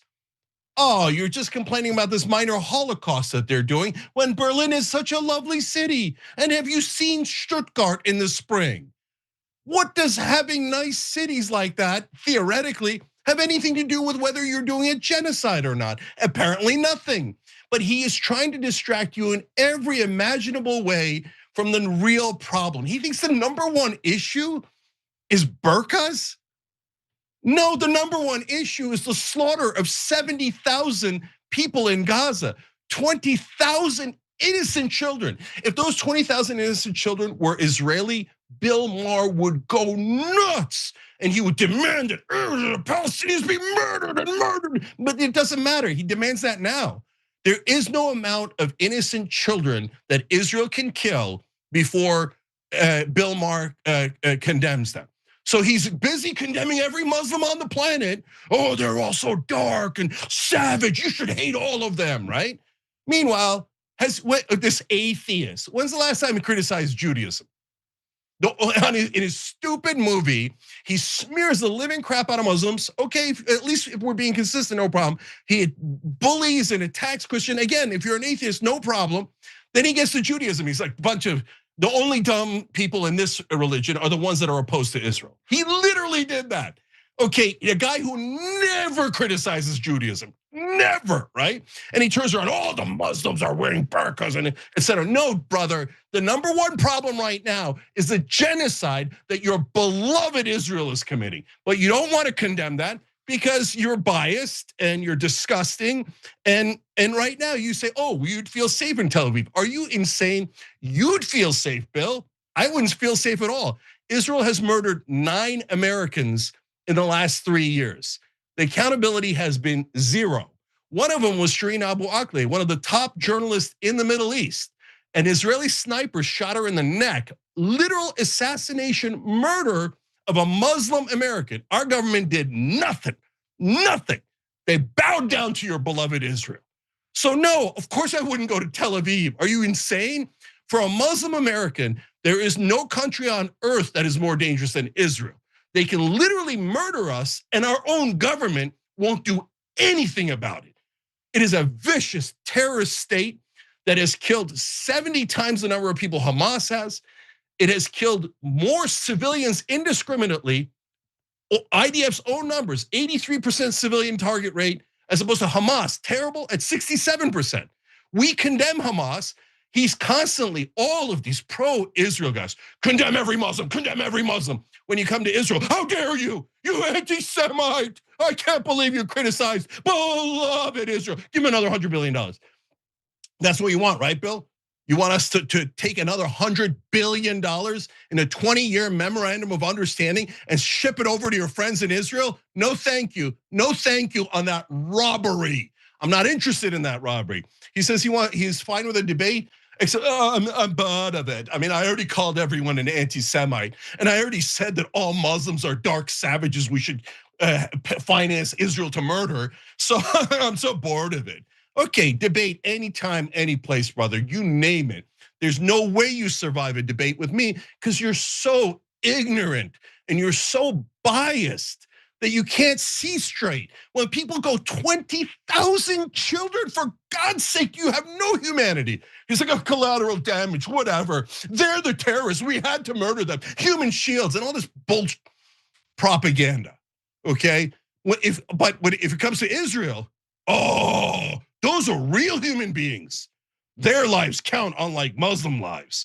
So no, and this dumb sophistry of, if you're against the genocide, that means you're pro-burqa. I know your mind is tiny, Bill, but let's see if it can encompass this simple thought. I could be someone who's an atheist and who doesn't agree with the burqa, but agrees a lot less with murdering 20,000 kids. But you cannot agree to that. You say, no, the burqa offends my sensibilities so much more. And it doesn't matter what tiny percentage of Muslims wear a burqa, it doesn't matter. I'm gonna blame you, and you don't ever dare criticize Israel, right? Kiss my ass, Bill. And your stupid Israel love that blinds you completely. Anna and him were having a perfectly good conversation. You could have a normal conversation about Gaza, and I've done it countless times. But you can't with people like Bill Maher, because he immediately goes to, oh, the Muslims are terrible. You should condemn all Muslims first. We had to kill them and kill them and kill them. That's what you look like to the rest of us, Bill. You look like a monster. Come on, brother, come on, anytime, any place. And you know you're not gonna do it. There's no chance he's gonna do it. He's a giant coward whose ideas are so stupid, so indefensible that he can't possibly defend them. Mm-hmm. Yeah, and you asked at the beginning of that if Bill Maher had ever been to a Muslim country, but even before that, I was wondering if he had ever even interacted with Muslims, even here in this country. And I'm not talking about people like me, like I'm Muslim in name only, really, but even practicing Muslims here. It's bizarre to me whenever people rail against Muslims in this country, because really they live relatively peaceful lives here. They don't bother people. Maybe only 3% of the US population is Muslim, but they've become so demonized by people like Bill Maher and the evangelical right. They keep saying to watch out for Sharia law, things like that, but it's all just a fake threat. It's not real. The Muslims are not about to take over this country anytime soon, and most of them live their lives mostly unnoticed by the general population. And of course, the culture is different between the United States and the Middle East, obviously, but you can say that about any other culture. And to Anna's point, she conceded that a Western woman would feel most comfortable in Tel Aviv within the Middle East, but that's because it's practically the United States. It wasn't a win for Bill Maher that Anna conceded that point. And it proves, if anything, that the point that Israel is just an extension of this country here, and it's an extension with better healthcare, better education, maternity leave, et cetera, all of which we here in the United States are paying for, even though our president says that we're an America first country. And then on top of all of that, he keeps glazing over the point, Cenk, that you said several times when you were speaking just now. The point is not about burqas. The point is not about women's rights or anything like that right now, right? That is not the point right now. That is not the point that the American people are worried about. That is for those Muslim countries to deal with if they so choose to. But as far as people just being killed, as far as the genocide actually happening, that is something that we're concerned with, especially a genocide that we are funding with our tax dollars. Yeah, Israel's already taken $300 billion off of us because of propaganda like Bill Maher that say they're a special ally. And they resemble us. Why? They stole our nuclear secrets. They stole all of our technology. They took $300 billion off of us. They have universal health care. They have free college. They have Iron Dome. We don't have. They're a nuclear armed country. They're one of the top economies in the world. They're a grown up country that is attacking 7 of its neighbors, has committed a genocide. And now they say, give me a 20-year guarantee of another 80 to 100 billion dollars because America owes us. No, we don't owe you. And Bill, we don't owe your beloved Israel, okay? We don't owe them a goddamn thing. They're not at all the victims. All of your propaganda is geared to paint Israel, oh, tiny little Israel that always attacks their neighbors and always takes their land. Don't look, keeps Palestinians prisoners and captive for 58 brutal years in occupation, in apartheid-like state, a dictatorship in the occupied territories that took the Golan Heights, that took all this land around us, that is now occupying Lebanon, that is now occupying Syria. But Bill says, no, we needed the breathing space for that. We needed to take the Sudetenland for self-defense. Don't look at all the land we've taken. Don't look at the 300 billion we took off the Americans. Don't look at the 100 billion we're gonna take off of them next. Remember, we're the victims. Israel's nowhere near victims. There's no chance Bill Maher will debate me, because if he sees this, he knows he's 100% wrong, and his arguments are not just indefensible, they're obnoxious, and they will only make Americans hate Israel more. So come get some, Bill. I'm pro-America, you take the pro-Israel position, and let's see who wins. Let's get a break. All right, we'll be back. I'm working like my ass. I know. Christmas stuff.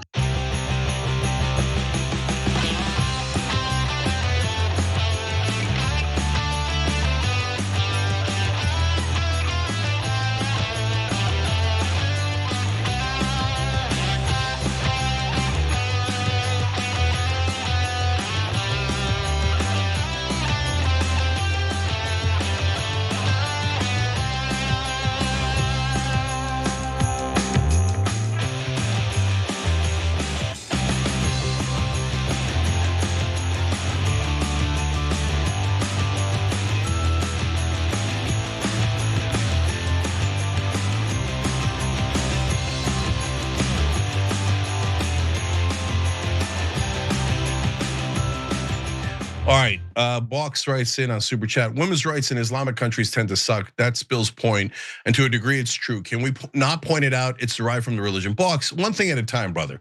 Okay, so look, I grew up Muslim and I left the religion and I'm an atheist. So I'm not gonna defend burqas, I'm not gonna defend the treatment of women that I have issues with, okay? But that's a distraction now. There's a much, much bigger problem, which is that Israel is constantly attacking and murdering their neighbors. And they want you distracted. So once Israel stops and is a safe, independent state along with a Palestinian state, and Israel stops butchering everyone around them, then let's turn and have a conversation about the burqa. That's a nice luxury to have, because those people aren't complaining about their own burqas. You know, this debate happens in Turkey. And a lot of people, I grew up a secular Turk, a lot of secular Turks are against burqas. Where is that on my priority list? I don't know, maybe 198th on my priority list. The murder of 20,000 children is number 1. But Bill doesn't think so. Why? Because he's trying to distract you. In Liberty and Guns We Trust says, just watch that whole back and forth meeting my Jordan and me while eating my steak. Thanks for the quality entertainment, fellas. No problem, can do. SOG Logo Sun says, who cares if a Jewish supremacist or a Zionist is offended by that they use fear as a bad faith tactic? Israel's the problem, not Tucker, Candace, Kelly, etc. Look, I know it's not just guys, it's not just the bad guys who are Zionists and radicals and stuff. I know that there are real Jewish people who are worried about it. But God, I love you guys, but I would love to see you that concerned about the genocide. And a lot of Jews are that concerned about the genocide and a hell of a lot more. And I love them for it. For the people in media, let me see you show any humanity, any humanity towards Palestinians, then I'll believe that you care about bigotry, other than just me, my people, my people, my people. Slaughter your people, who cares? I'm sick of the media and its disgusting, overt, over-the-top racism and bigotry towards Muslims. And Bill's so stupid with that sophistry on racism, okay? Yeah, you're racist against Arabs. You're the most racist person probably in America against Palestinians, and you're a bigot towards Muslims. I hope you're happy, Bill, okay? Kevin Shea says, Merry Christmas and Happy Holidays to the entire TYT staff. You all do a fantastic job. We all appreciate you greatly. Charlie XCX says, DJ Bart killing it. Merry Christmas from Greenville, South Carolina. Merry Christmas. Okay, I Metallica says, this administration looks like old Rome saying bread and circus, but this time looks like the billionaires stole the bread. Sounds about right. DJ Payne writes in, he can call the battleship the SS Epstein. Seriously, it's really necessary to even have a battleship. Warfare has changed and not the same as in the past. Totally right. He also said, happy anniversary, TYT. Sorry, I missed a lot of yesterday's live, but regardless, Merry Christmas to the entire family. If you're a member, you could watch the whole special. It was really fun. Make sure you check it out. Merry Christmas.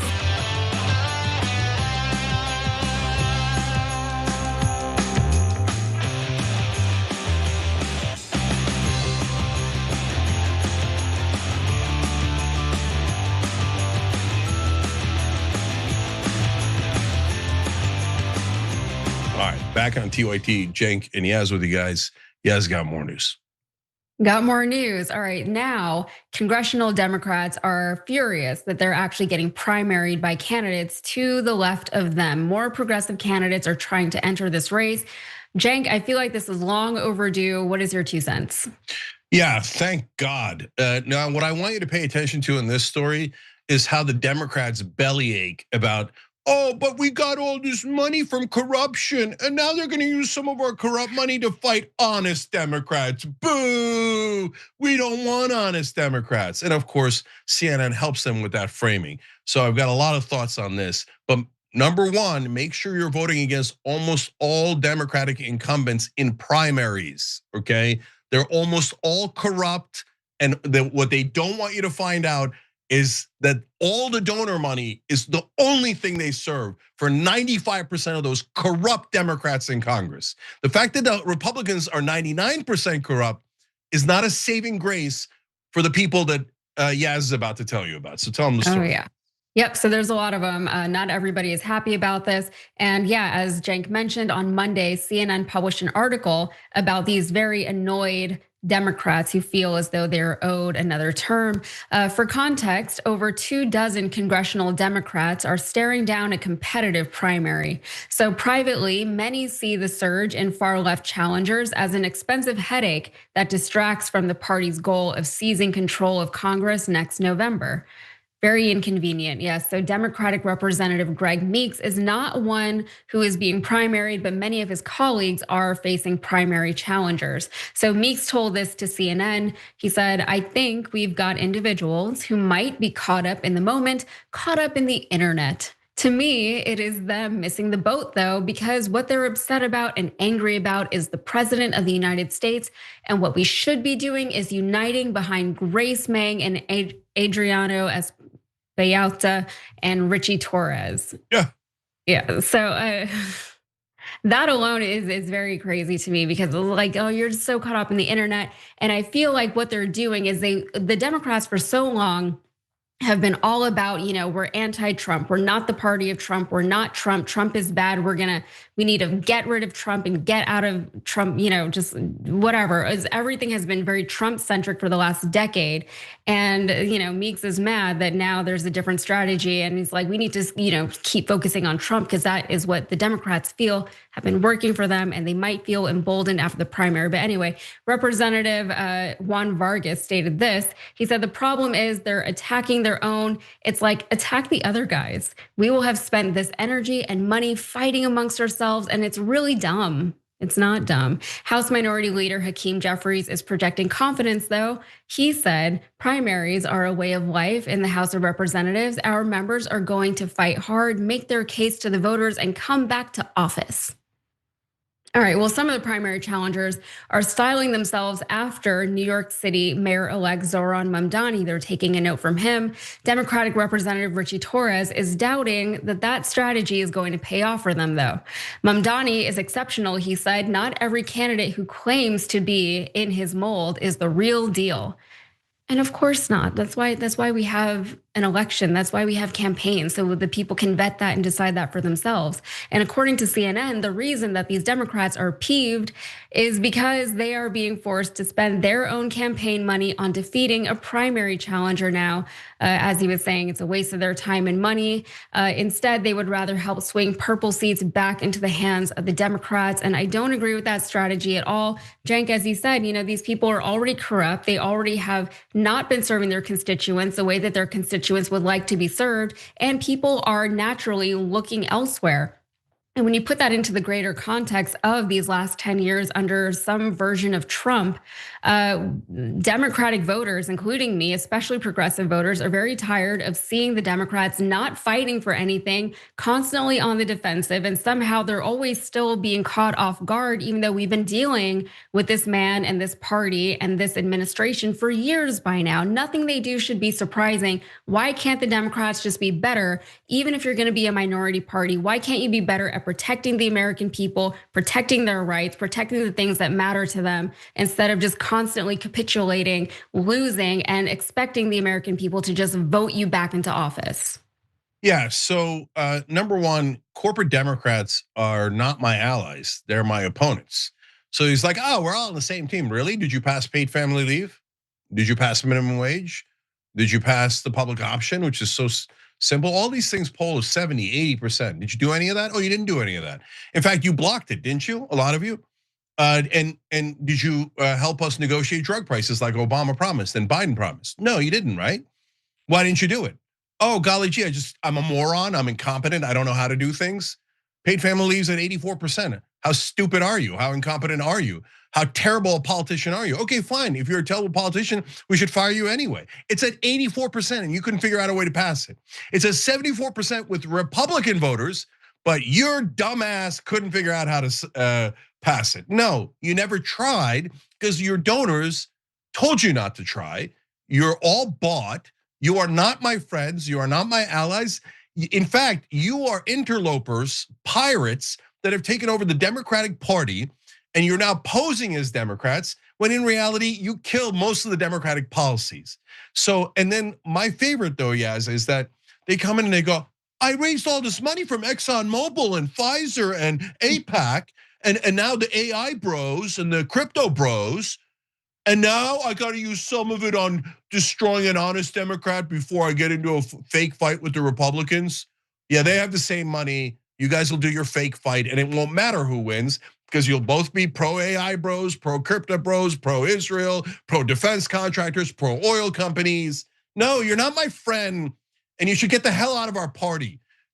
For God's sake, everybody, primary all the incumbents. There are a couple of good guys like Ro Khanna and a couple of others, but as a blanket rule, you should, unless proven otherwise, like Greg Casar, Ro Khanna, Mark Pocan, I could prove to you about a couple of dozen at most that have actually tried to do things for you guys. The rest of them are all sellouts, they're turncoats, they're corporate stooges, they're Republicans pretending to be Democrats, and yes, make them spend all their money fighting against an honest Democrat. My God, guys, last thing, Democratic voters, please stop listening to the liars at CNN who frame this article as like, can you believe, how dare these insolent populists make us spend any of the hard-earned money from ExxonMobil and AIPAC? How dare they, right?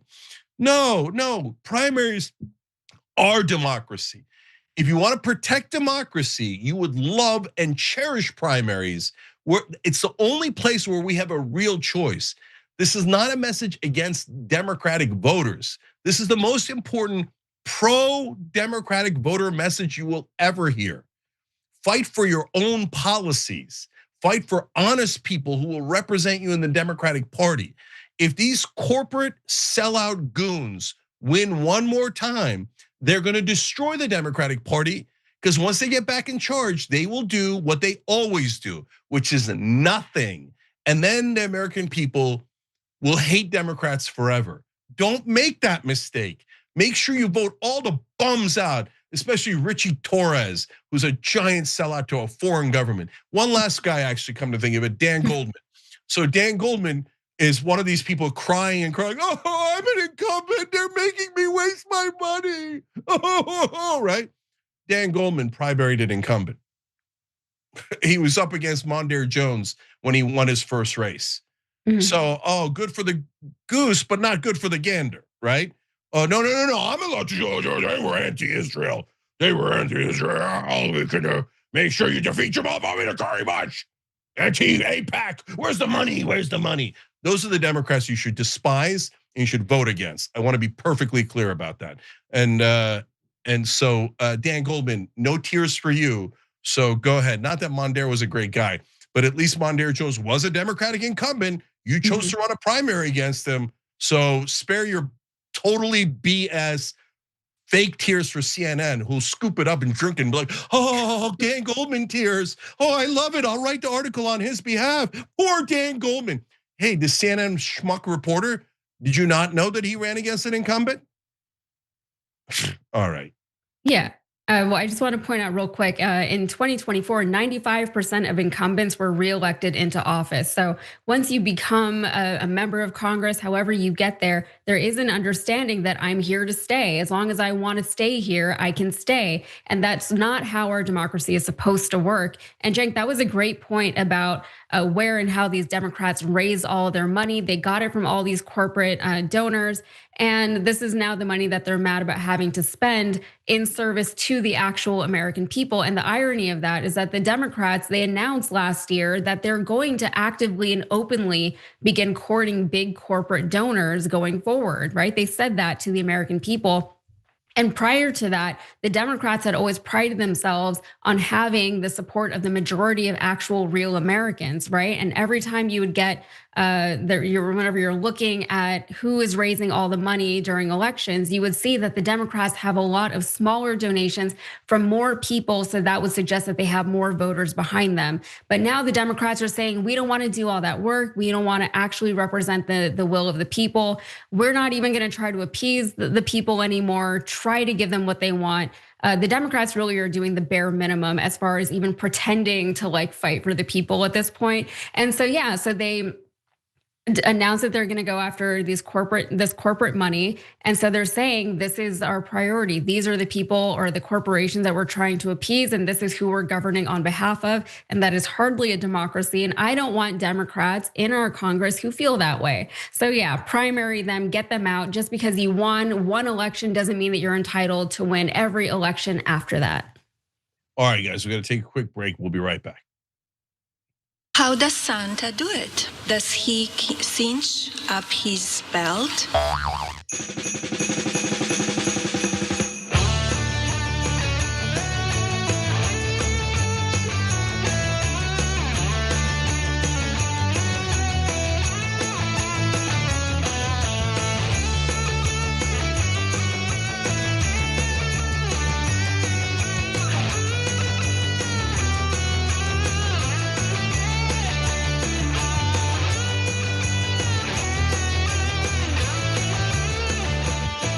All right, back on TYT. Let's go to YouTube members for a second. Burning Knuckles says, Democracy Now! Just interviewed a US reporter that was attacked in the West Bank.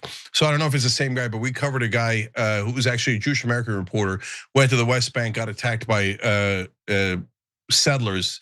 And by the way, Bill Maher claims he's against religious lunatics and never noticed the Israeli settlers. I don't know that there are bigger religious lunatics on the planet than the Israeli settlers. But Bill Maher couldn't find him. So anyways, yes, they attack Americans with impunity. They've learned through USS Liberty and every other kind of attack and every murder they've done of Americans. They own the American government. There'll be no accountability. That's a fact. You can cry about it. You can say facts are anti-Semitic. You could do any kind of hasbara you like, but it's BS. Israel, I can't wait to get their oppressive cloak off of all Americans. Okay, on Twitch, Sepacro 1223 says, if Cenk realized that MAGA is a lost cause, why does he still believe they're good for in a movement? No, I never said they're a lost cause. No, independents have swung billion% to our side, and a lot of them voted for Trump. And then when you get into core MAGA, a lot of those guys just want lower drug prices, lower housing, all the things that we want. Yes, there is a portion of MAGA that are radicals, and you could say all the bad things that you want about them.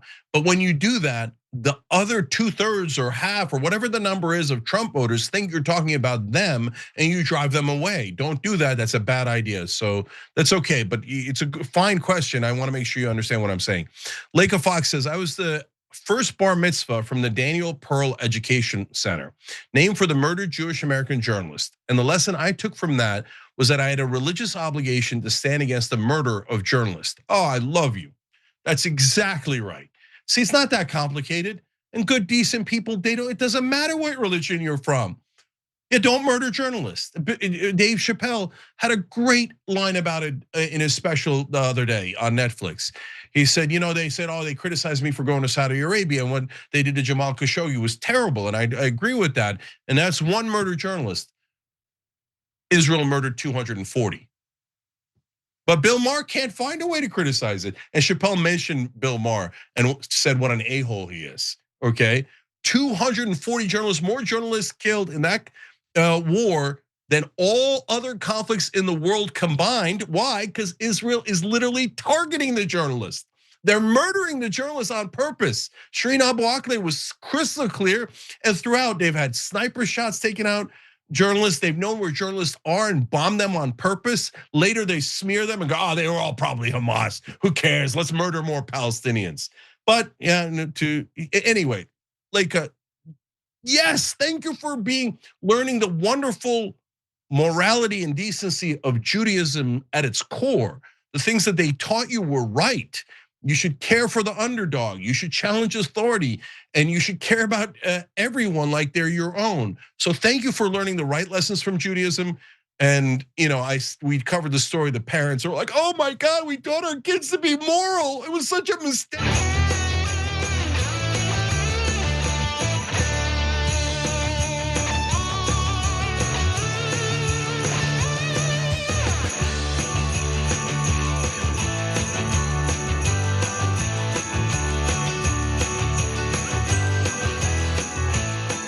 All right, back on TYT. I think I mentioned this, but Robert Bullard, thank you, brother, for joining. And Sid Life 365, thank you for gifting 5 memberships. All right, Yaz, what's next? All right, one more story. Let's roll it. About Venezuela, sir, have you spoken to American oil companies that have had their assets seized about what a post-Maduro Venezuela would mean for them, of what coming back and restarting operations? The big ones, yeah. Well, Trump still has regime change in Venezuela on his mind because he needs the American people to know that he is tough on crime and also tough on drugs. But now he's confirming that he has discussed the aftermath of military action in Venezuela with the American oil companies, and I wonder why that could be. And this comes as the US Coast Guard is currently pursuing a 3rd oil tanker in international waters. So during last night's press conference at Mar-a-Lago, Donald Trump was asked about his intentions for Venezuela, including what exactly he plans to do with all of the oil America has seized. Speaking of Venezuela, oil, what are we going to do with the oil that we have? Going to do with what? The oil that has been seized. The United States seized 1.9 million barrels of oil on December 10th. We're going to keep it. We're keeping it. Where's it? Are we going to sell it or put it in the strategic? Maybe we'll sell it. Maybe we'll keep it. Maybe we'll use it in the strategic reserves. We're keeping it. We're keeping the ships also. I'm laughing. It's so dumb. We're going to keep it. So we're just stealing oil down from Venezuela. So he confirmed that he's discussed the prospect of Venezuelan regime change with oil companies that could stand to benefit from Maduro's ouster. He then hinted that military action could soon be taken on mainland Venezuela, in addition to other South American countries. Take a look. You just referenced the lower amount of illegal drugs that are coming by sea, and you just said that you're going to start that same program on land soon. Are you just referring to Venezuela, or are you referring to other countries in Latin America? Anywhere drugs are pouring in, anywhere, not just Venezuela. Anywhere drugs are pouring in, That's what he said. So Trump isn't the only member of his administration making it abundantly clear what his intentions are. So Secretary of Homeland Security Kristi Noem, she was asked about the 2 Venezuelan tankers that the US has already seized and the third one that it's tracking down. Here's what she said on Fox. This operation specifically against the Venezuelan shadow fleet is led by the Coast Guard. And the Department of War has been fantastic partners in making sure we're not just interdicting these ships, but we're also sending a message around the world that the illegal activity that Maduro's participating in cannot stand. He needs to be gone, and that we will stand up for our people. They're using these dollars to funnel and purchase and proliferate drugs around the world that's killing the next generation of Americans. So don't forget what this is about. This is an enemy of the United States that we're taking strong action against, and our Coast Guard's doing a rock star job going out there and interdicting these ships safely, but also sending a strong message that we will stop this flow and we will continue to stand up for our country. And of course, in her viral interview with Vanity Fair, Trump Chief of Staff Susie Wiles made this blatant admission. She said he wants to keep on blowing boats up until Maduro cries uncle. The people, way smarter than me on that, will say that he will. So that is basically an admission that he is going to keep antagonizing Venezuela. He's doing all of this, by the way, Cenk, without talking to Congress. There has been no actual any kind of legislation that allows him to do any of this stuff, but he has weaponized his Department of War, as he has called it. It's very childish, but Cenk, I am kind of confused though, and maybe you can help me understand. Is this about drugs or is this about oil? What are we actually doing, and why can't he just say what his actual motives are? So it's definitely not about drugs. There's no fentanyl coming from Venezuela. There's a tiny amount of cocaine, but Mexico, Colombia, and others have much more cocaine. It's just a fabricated reason. And then they even bothered to signal to us that it's a lie when he said, oh, those drugs coming from Venezuela are weapons of mass destruction. And why don't you just say, I've turned into a neocon. I lied about everything during the campaign. I'm pro-war. I'm gonna start a totally senseless war with Venezuela, partly for oil, partly for the defense contractors. It turns out amazingly, partly for Israel, because Venezuela dared to once work with Iran on drones or something. And because Marco Rubio wants to depose Venezuela and then Cuba. So those are the real reasons why this is an insane, ludicrous potential war. But I think what offends me more right now immediately is us. They've turned us into thieves. We're just going around stealing other people's ships. One of the ships is from Panama. Like, who cares? Just steal it, take it. We'll take the oil. We'll just take your stuff. We're a bunch of thugs. Well, I love America. I don't want America to be seen like that by the rest of the world. So that's a huge problem. I want America to be the good guys. I don't want us to be like these people that are warmongers that are starting wars for no reason with a whole bunch of people that happen to have a lot of oil. And then whenever we don't like things going in a certain direction, we just take your stuff. And then the second giant problem is that international law and order are completely breaking down. So now the Chinese are like, okay, well, that oil was probably gonna go to China. So, okay, now I'm missing some oil. Should I steal someone else's oil? Should I steal your ships? Whose ships should I steal? Because apparently there's no law anymore. So I guess whoever is the big countries, we're all gonna start stealing from all the other countries. And next thing you know, we'll be in perpetual war throughout the planet. And this is from the anti-war president. Anti-war my ass. This guy lied to you. He's a grade A con man. And the minute he got in office, what did he do? The same exact thing that everyone in the uniparty and everyone in the establishment does. He started creating more wars.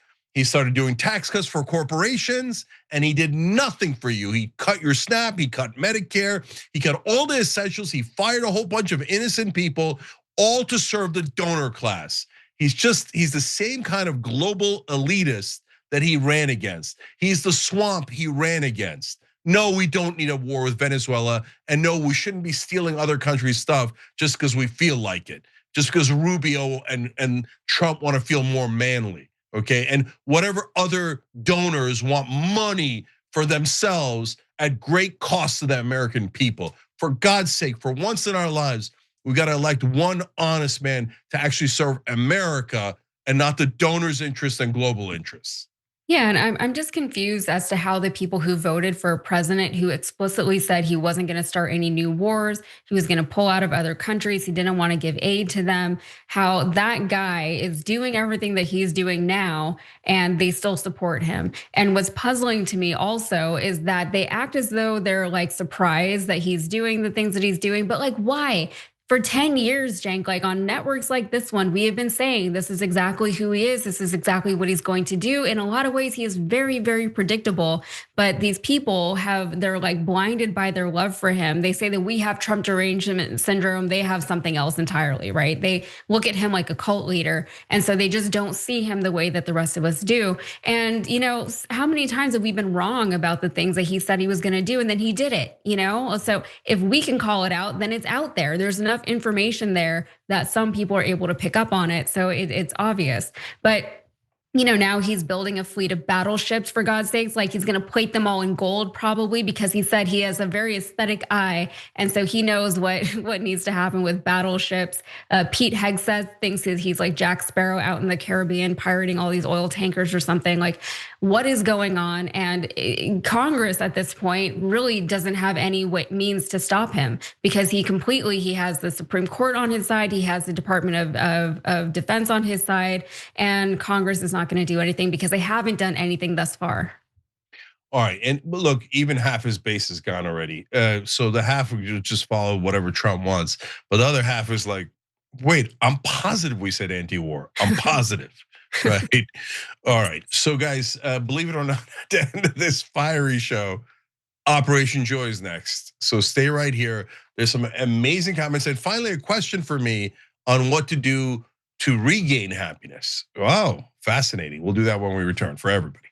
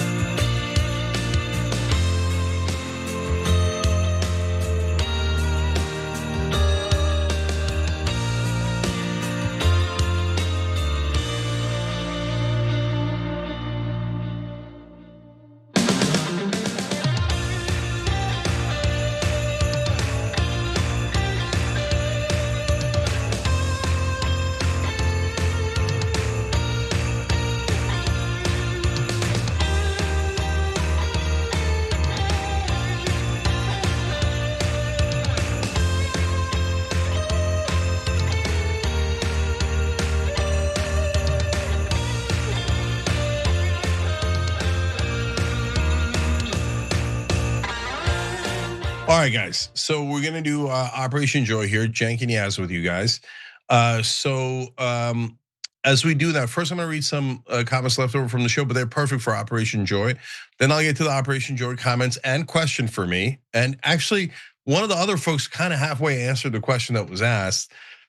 Accidentally, coincidentally, you'll see that in a second. A lot of good stuff in here. So let's get started. Newfie Dragon writes in, I gotta share with my TYT family, this will be the best Christmas for me in many, many years. You have no idea how good that makes me feel. Like that's part of the reason why I love Operation Joy. Just like picturing you guys being happy and satisfied wherever you are, just even for one Christmas, one period of time. It makes me feel infinitely better. So thank you for writing in. Christina Salazar says, always love seeing Yaz, such a positive light. So that's beautiful. And then Don Dada Dragon wrote in, it was my first TYT anniversary over the weekend. I've been watching since the Occupy movement. I was just a kid then. I loved how authentic the reporting felt. I saw TDR and clips of Anna via Snapchat while I was in Florida. You guys gave me hope when I was in such a deep red part of the state. In the wake of the election, I needed hope again. Naturally, I turned to TYT. Not only did I find hope, I found joy in a community filled with compassion and empathy as well. Thank you, Cenk, for starting something bigger than TYT. And thank you to the staff of TYT for leading the charge to change. Thank you, TYT. Brother, you're amazing. Thank you for that beautiful and thoughtful message. And yeah, I love this community. This is, to me, this is everybody's got a different idea of what's good, what's perfect, but to me, you guys are nearly perfect. And that's because my sense of perfection is not actually being flawless and not making mistakes and etc. No, it means trying your hardest to do the right thing, right? And that's all you could do, guys. So you're already open-minded, open-hearted in every way. And so I just love this community. Thank you for believing and for having purpose in your life and for trying to help others. All right, so we have an anonymous question. I'm gonna read that first. And then I might go to one of the other guys who, like I said, partly answered it, and then I give you the full answer that I have. So Anonymous writes in, I would love some help on how to push. Listen, I think you're on. That's okay. I would love some help on how to push through feelings of regret. For example, my joy from this past week was getting to spend some great time with my cousin, who I do not see often.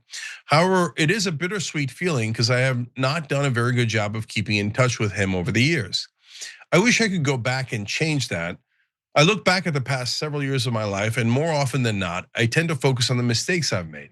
I feel like I'm lagging behind my peers in several aspects of life because I did not make better decisions. I would love your advice on how to feel joy in spite of that regret. I hope that it'll be helpful to anyone else in the audience who's also dealing with those feelings. That's a terrific question. So I have a multi-layered answer to that. One that includes an explanation of fantasy football. So, okay, bear with me, hold, you'll see.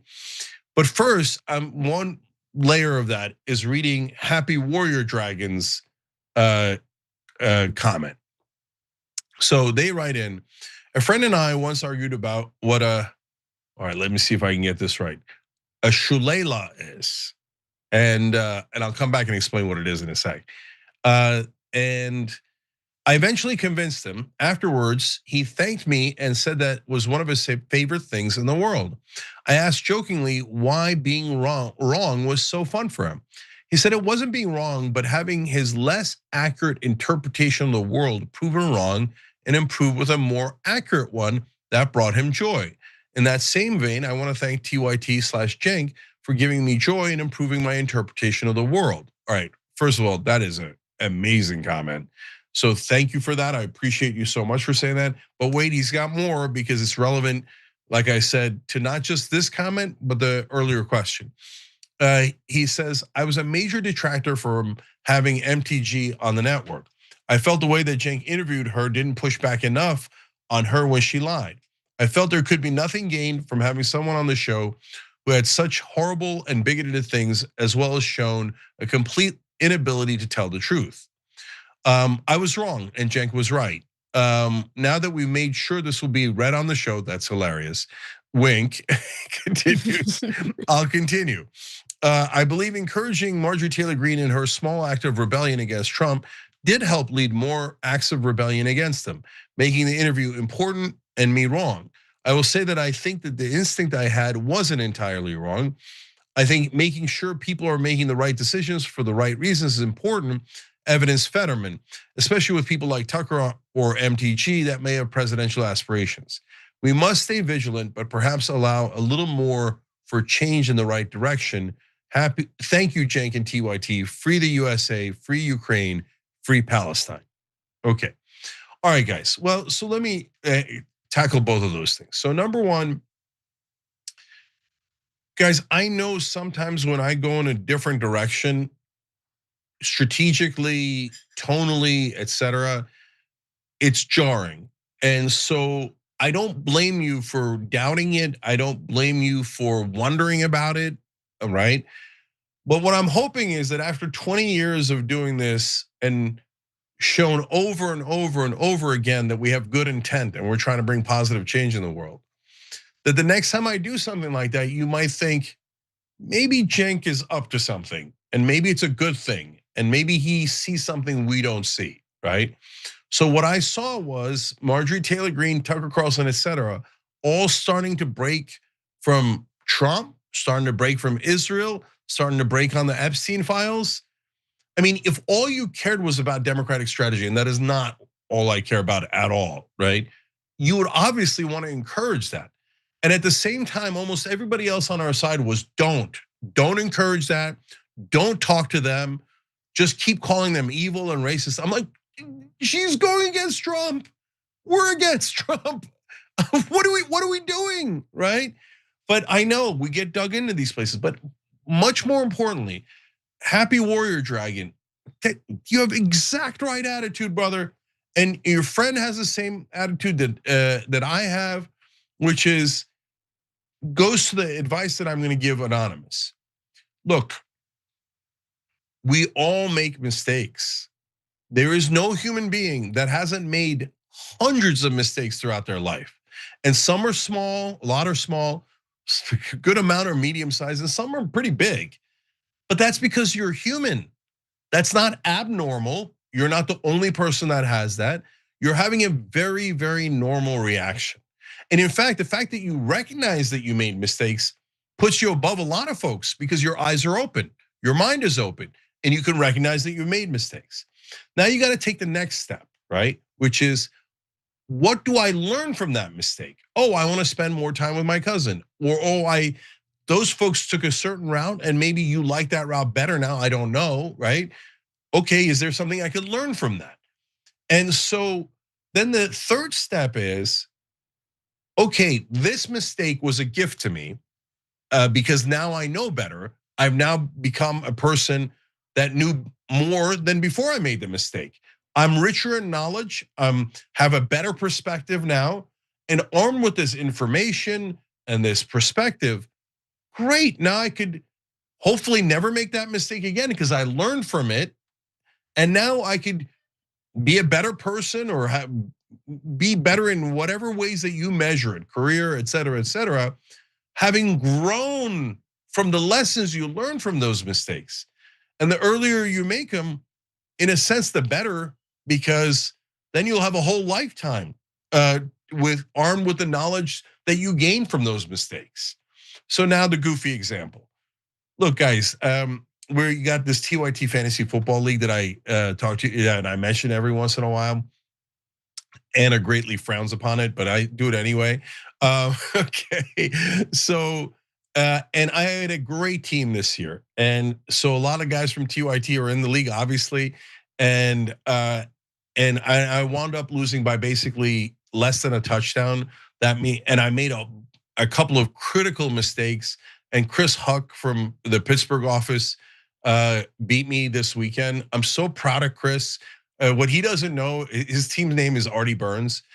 Brother, we've been talking about Artie Burns in this household for the entire year, okay? Watch out for Artie Burns. Artie Burns is dangerous. Artie, et cetera. We had this great time. And at the end, I make a couple of mistakes and Chris wins. So for the rest of you, you're like, so what? That's like the least relevant thing I've ever heard. No, for a fantasy football player, and those of you out there, you know, oh my God, you had a great team. This was your year to win a championship and you made the wrong call. You blew it, right? So when I was feeling that way on Sunday, and I thought to myself, all right, Cenk, you better apply the same damn lessons that you tell people about to yourself, right? So I said, okay, what was the central mistake I made? So I can learn, like I received that gift that I got from that mistake. And the central lesson I learned from that particular exercise is actually not relevant to fantasy football. It's relevant to all of our lives, which is I had an instinct all year long, do not change this team. This is the team that could win. And on the last week, I changed it in 2 ways that cost me the championship. So sometimes your instincts are a collection of all the experience you've had that's in your subconscious. It's not just like, oh, it's a gut reaction, ignore it. No, I've learned the hard way in my life that your instincts are probably more accurate and you should trust your instincts. Not universally, not if they're totally irrational, but as a general thing, that's gonna help you a lot more. And in fact, I was doing things at work, to be honest, that haven't fully trusted my instincts. And I need to get back to that. And that's what that loss reminded me of. So I gained from that. I hope I'm a better person for having learned that lesson and apply that in my life and in my career. So Anonymous, you got a million miles ahead of you and you're now better off than you were before. So, and one last thing about it, I know I've overtalked, and I still got to tell you what a Shalila is, and I got to let Yas in here, and we have more comments. But there's like so much road ahead of you, brother, that you're gonna learn more from more mistakes in the future, etc. But whatever is done is done. You can't ever go backwards, right? So since it's already done, the only thing you can gain from looking backwards is positive stuff. What did I learn? What did I learn? If you focus on what's positive from the past, then you're in much better shape. But if you focus on what's negative in the past and you can't fix it and you don't learn any lessons, then the past becomes an albatross around your neck. And that focus on the past that you can't change is another mistake. So don't make that mistake. Look forward and make the best decisions you can going forward, armed with the confidence that you're doing the very best you can. Okay, that was a lot. Yes, thoughts? Yeah, lots of thoughts, a lot to comment on there. So like you were talking though about instincts and listening to your instincts, listening to your gut. And that is something that I think is so important. And I think it's something that we're losing, like a skill that we're losing these days because there's so much noise everywhere. And I know that I talk about this a lot, but I believe it. We have to be able to hear our own thoughts. And if there's always something playing in the background, if we're always, looking elsewhere for how we're supposed to think and how we're supposed to feel, then we can't hear our own thoughts. Literally, we can't, right? Listening to your body, just sitting with your body and understanding the signals that your body's giving you and not discounting those, feeling the wisdom that is within you and listening to what your body is trying to tell you. And I think that's so relevant, not just in daily life, but even, on a network like TYT, right? I know that whenever I'm presenting here, also in Rebel HQ, whenever I'm doing a story, I always want to give the audience all the facts first, give you all the data, all the information that you need to know. And I try to condense it for you, put it into context, but then I'll give you my analysis. But I always say how I feel about a story is not the story itself, right? That's how I feel about it. And I want the audience to listen and to take what you can from that. Maybe something I say or something the co-host says, helps you to make sense of things. But at the end of the day, you have to be able to understand your own feelings with anything, right? And even whenever we're about to cover a story, like we have to sit with it a little bit and know what we're gonna say about it. Stay informed, of course, but then also listen and, understand how your body interprets things and interprets the world around you, because those things inform the way that you go forward in the world. And then it kind of goes hand in hand with the regret, right? And living with certain regrets. And yeah, obviously there's nothing you can do about the things that have happened in the past. You can only move forward. Everybody knows that, but it is much easier said than done. And I feel like my personal way of dealing with things like that, if I have an issue with anything or if I wish I had done something better, I usually would just come out and say it. If I have a problem with a friend, I'll say, hey, this is how I feel. And, what are we going to do about it? And it just helps to move things forward. And, sometimes I have varying degrees of success with that approach, so I'm not saying that everybody should go out and do that, but you just have to take a step forward, right? Whatever it is that you're doing. There was another issue about lagging behind or feeling like you're lagging behind your peers. You can't sit in that feeling. You just have to take a step forward towards something, and I'm almost 40 years old now. I have switched careers several times. I also have like a side business that I do. So there's a lot of things, but I've learned not to feel like I'm behind anywhere. It's like, this is just my own timeline. This is where I am. I hit certain milestones later than my other friends, but I'm grateful for it actually, right? I got married at 36. I'm so grateful that I waited until 36 to get married and that I'm waiting that I'm doing so many of these things later on in life because I know who I am now way better than I did 10 years ago, right? I have learned to trust that things happen when they're supposed to happen for you, right? I would not have been ready for marriage 10 years ago when most of my friends were getting married. And at the time, I didn't necessarily want that for myself, but I did feel like, am I supposed to want this? Am I supposed to be doing this right now? Is this where I'm supposed to be? Am I behind? But jumping forward 10 years, I am much more secure in myself. I have a very happy, fulfilling relationship that was 100% worth waiting for. And I think that's what it comes down to, Cenk, is that these things are worth waiting for and you can't compare, and we have to be able to sit in our own lives and, be able to live within this world. Yeah, but you just said the most shocking thing out of the whole show. How old are you, Yas? I'm 37 years old. Wow. I just turned 37, yeah. Okay, you don't look 37 at all, not 1%. Okay, and look, one more thing about Anonymous. Look, I have not made as much money as some of my other friends. I have not necessarily gotten to the status as some of my other colleagues, etc. But that was an active decision. So those are not the only metrics. Instead, I chose an interesting life, a very interesting life. It has had upsides and downsides. But you know why I chose it? Because I'm me and not them. That's why I made those decisions. So get comfortable with you. Jed Kuzak writes in, oh, by the way, also look up, right? So look up not just in a political sense, but to yourself, like look up and think through, what do I want? What, instead of like, okay, career, or whatever other precious people are putting on you, it creates like downward blinders, right? That's why I tell people to look up. All right, Jed Kuzak writes in a super chat. It's Christmas Eve here in New Zealand, wishing festival cheers to all the TYT family. Well, right back at you, brother. And I like that I'm getting my first Christmas Eve message from you all the way across the world. We started watching Physical Asia. That's on Netflix, and Australia's in it, and Turkey's in it. And so I got all sorts of hilarious nationalistic pride pent up because it's irrational and I'm not allowed to feel it. So I feel it in Physical Asia. And I'm like, every time the Turks win, I'm like, take that, Bill Maher. I'm kidding, kind of. Boxy Brown 6900 writes in, my wife let me back in the house less than 1 week ago. It's a Christmas miracle.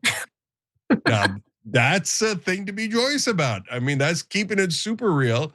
So thank you for sharing that. That's a YouTube member. Another YouTube member, Lady AF, says, doing things for other people makes me feel warm and fuzzy.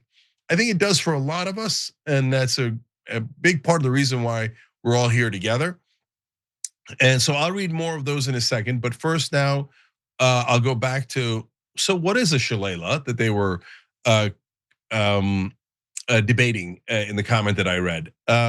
Throughout history, there have been many styles of stick which have been referred to as a shillelagh.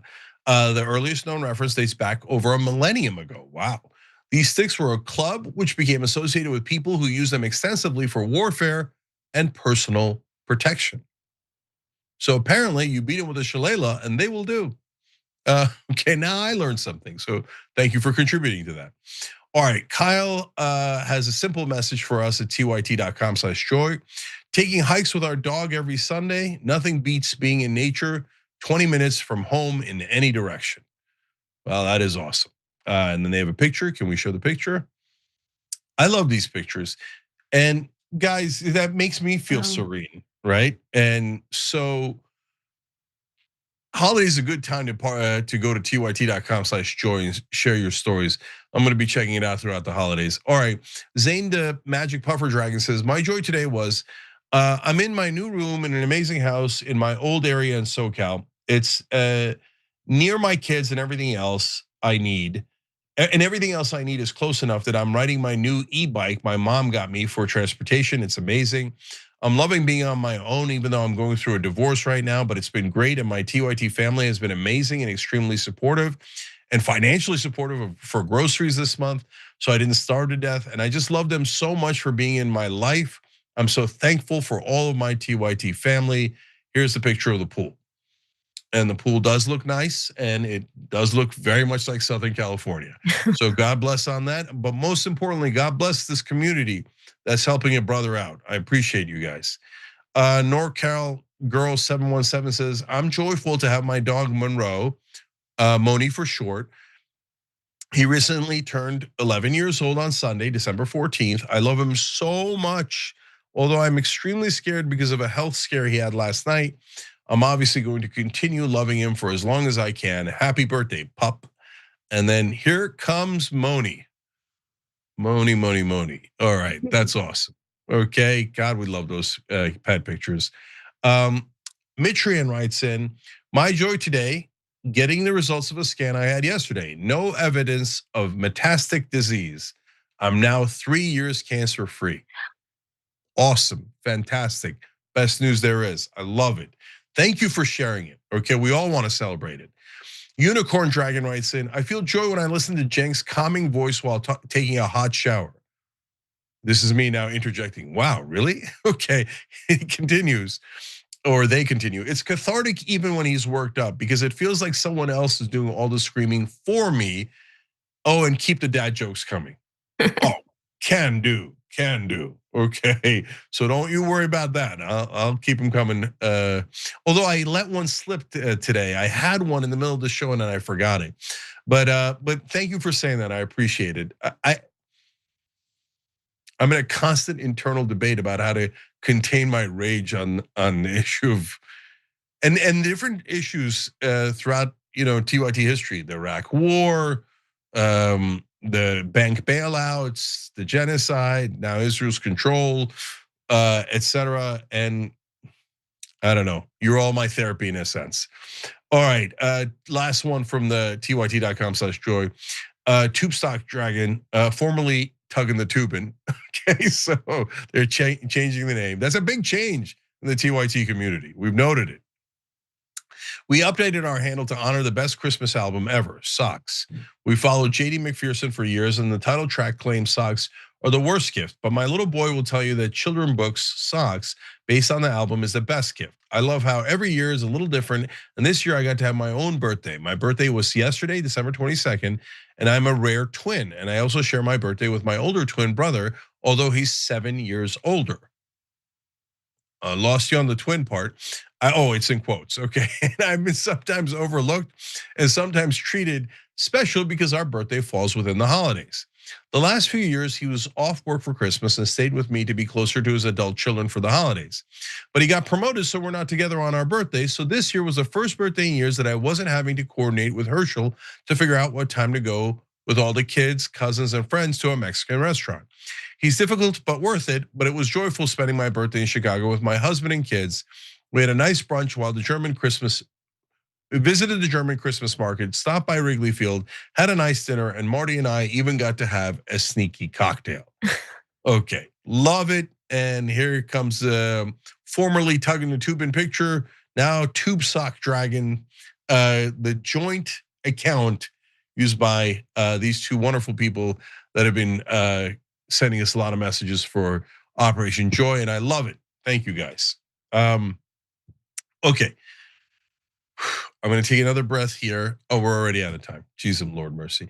And I have more comments in the hijack document, but Yaz, I wanna give you 1 second to jump in here and say something too. Thanks so much, Cenk. Yeah, I think just generally, I want to say thank you to this community. I know we're going into the holidays. It's a very strange time. It's a very weird time in the country. There's a lot of money that is being spent. Like people are stressed, right?